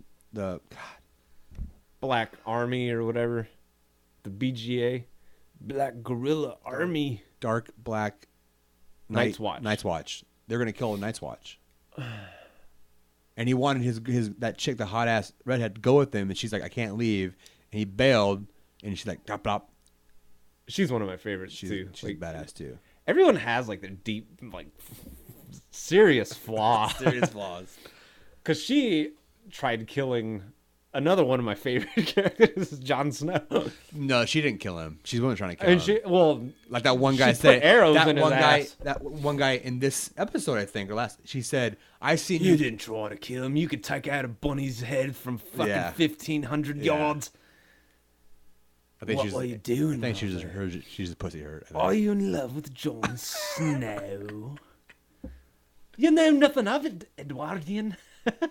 That's what's fucked about this show is there's literally 3 plus the Hound, 3 different locations of stories going on. There's 7. You have Khaleesi and all for her island over there in Iraq, and you have King's Landing story shit going on, New York. Then you have the fucking the Night's Watch shit going on, the wall in Philly, yeah. And then on all of that you have the Hound and just kind Arya of scrounging. They're basically the Warriors trying to get back to fucking Long Island or like the Staten Island. Coney Island. Coney Island. Gotta really, we're gonna have to simplify the show if we're ever gonna talk about it, right? So it's hard to, like I said, it's hard to like really comprehend what's going on. I told Lena, I'm like, Lena, trust me, this is a hard show to fucking watch. There's multiple storylines going on, so many characters. It's very political, very Dallas-like. I mean, it's she's like, what? Dallas? And I think like also because it's been a long time. a year since been even thinking of Game of Thrones Yeah. stuff. And all things, they're like the names aren't like normal names. Khaleesi's kind of, she's hot, but She's she's kind of been one-dimensional for a while. Like, she was kind of my favorite at first. one-dimensional. I wouldn't really She's call it because she that. went through like some major. She's like, just stuff very- in the first kind of thing. Very focused. She's has blinders on, and she's concentrating on one thing only. Yeah. And whatever gets in her way, she's like, whatever. But now she has boats. Boats and army, And dragons. Dragons. And dragons, all you need is dragons. I can do whatever I want. I have dragons Pretty much. and an army. You're all free to leave, or you're free to follow. I have dragons. We should pull up a script and do a reading of Game of Thrones. But she, kind of waiting for her to. I'm just waiting really, for that sex scene with her in it. I heard, or I didn't hear. I saw some little Oh, blurb ad. now you're gonna blame. that, huh? Yeah, now you're gonna fucking talk shit for being on message boards. You saw a blurb somewhere. No, it was like I mean, this was a while back. This was probably a year ago. Her saying she's like refusing to do nude scenes from now on. Why? I don't know. I didn't even read it. I don't want to know. Kill her off anything. right now. As far as we're concerned, kill her off. Oh no, there was a cool thing with her that made me question a lot of things. Remember, she's petting her dragon, her big ass dragon It now, snapped back and at it her. snaps at her. Like, ooh, and then that dude came. You can't train. Oh, you're never gonna be able to train dragons. They do what they wish. Which is true. His flat, and he's like trying to seduce her. He's not. Maybe in a little way he is. think- but yeah. The other guy is for sure. I keep cheering. I'm like living vicariously through. Come on, get her. Just grab her. No one's looking. So like that made me kind of question, like, ooh, what if like, man, she'd be in some deep duke if like she didn't have the dragons, because that's kind of all she. Well, she's got the unsoiled. Her army. But they can be killed off pretty easy. Dragons can't. I mean, that's Yeah. hard. 3 That's- dragons. Yeah. At that. So yeah, like I'm kind of waiting for. Oh my god, it got so dark. Darker, didn't it? Are you kissing me? Zane's screen went black. All planned. Yeah, I'm waiting for her to like kind of do something, I don't think she's going to be honest. or just something that happened to her, because it's kind of been like the same thing. Like she's just wandering the lands, gathering armies, talking smack. Well, you can do what you want in Iraq, but I have dragons. You know what sucks about this show is there's no like no one knows when the show's going to end. Yeah, which It could be really bad. Like they could keep like they can keep a storyline going for a while, and all of a sudden, we're done with the show, and they'll have to tie it up really quickly and it'll be shitty. because wasn't the writer getting some guff because he It takes forever to write a book. takes forever to write Yeah. things and write the scripts or whatever. Yeah. Takes a long time to write his books. Yeah. Are we done? This is a long podcast. It's a long podcast. It's a Long cast. This is almost as long as the remakes. Wow. And Did I'll we? talk about anything? We had a political tangent for That's about what- 45 minutes. I really wanted to talk about the trilogy comparisons. Oh yeah. It's fine. Yeah. Man, I can't believe. Ugh. Oh. See, it's weird. Our most unfocused, whatever. I don't know what we're gonna talk about this. It goes. podcast. It always happens, dude. Only new thing written on this Was the raid show 2. prep was Raid 2. Yeah. The other stuff's just old caca. I'm like, whatever. I don't care. I haven't been thinking of this podcast. Have you seen this game right here? The The War of Mine. I have not. It's a war. It's a war Should game. we save this? No, we'll talk about it real quick. Okay. Just real quick. we talk about like unique games that kind of think differently. Yeah. It's a war game, but you're not a soldier. All you're trying to do is survive the war as a survivor. That is cool. It's cool. Wow. Right? Yeah. Where has these people been? And I think apparently you're just in a room, That in a is- house, and there's like a Kosovo kind of war going on I'm outside. going to throw this out there. I'm going to Yeah. throw out the dreaded B word. That is brilliant. Look at, and they say, I wonder if whatever word about whether the game is fun. He said, no, it's not fun. Thank you. But it's absolutely not. It doesn't really matter. It's an It's an experience. Yeah. That's what I'm talking about. Yeah. I applaud this gentleman, Yeah. Mr. Mychowski. What is this game called? War of Mine. War of Mine. Yeah, check out this trailer. It's pretty quick. It's a minute and a half. Yeah, check it out. It's cool. It's a fucking badass trailer too. Blow it up. Okay, those soldiers running Pretty too. Look in at slow motion silence. Oh, you just internet. it's the Vimeo. So it freeze frames on a pillar.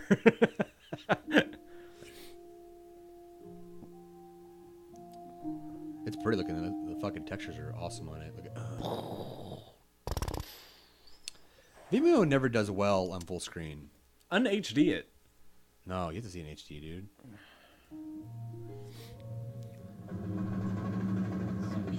It's one long tracking shot so far. Soldiers are getting blown away. They're all running together. They're like an urban environment, like New York or wherever. They don't really say. Some guy just got shot. Oh, someone got dusted. It's almost like falling down. Black Hawk Down. Black Hawk kinda. Down. Yeah, kinda and then thing. black screen into a room in a house, and these people are trying to survive. A family, Wow, what a great idea. right? So simple, too. And then in war, In war, not everyone, is a soldier. This is This war of mine. It's pretty pimp, right? Coming in 2014. I Yeah. swear to God, if it's Xbox only, I'm going to get so mad. No, it'll be multi-platform probably. That is a brilliant B with a capital B, brilliant idea. Simple, yet that changes so much. I can't wait to see that or play that.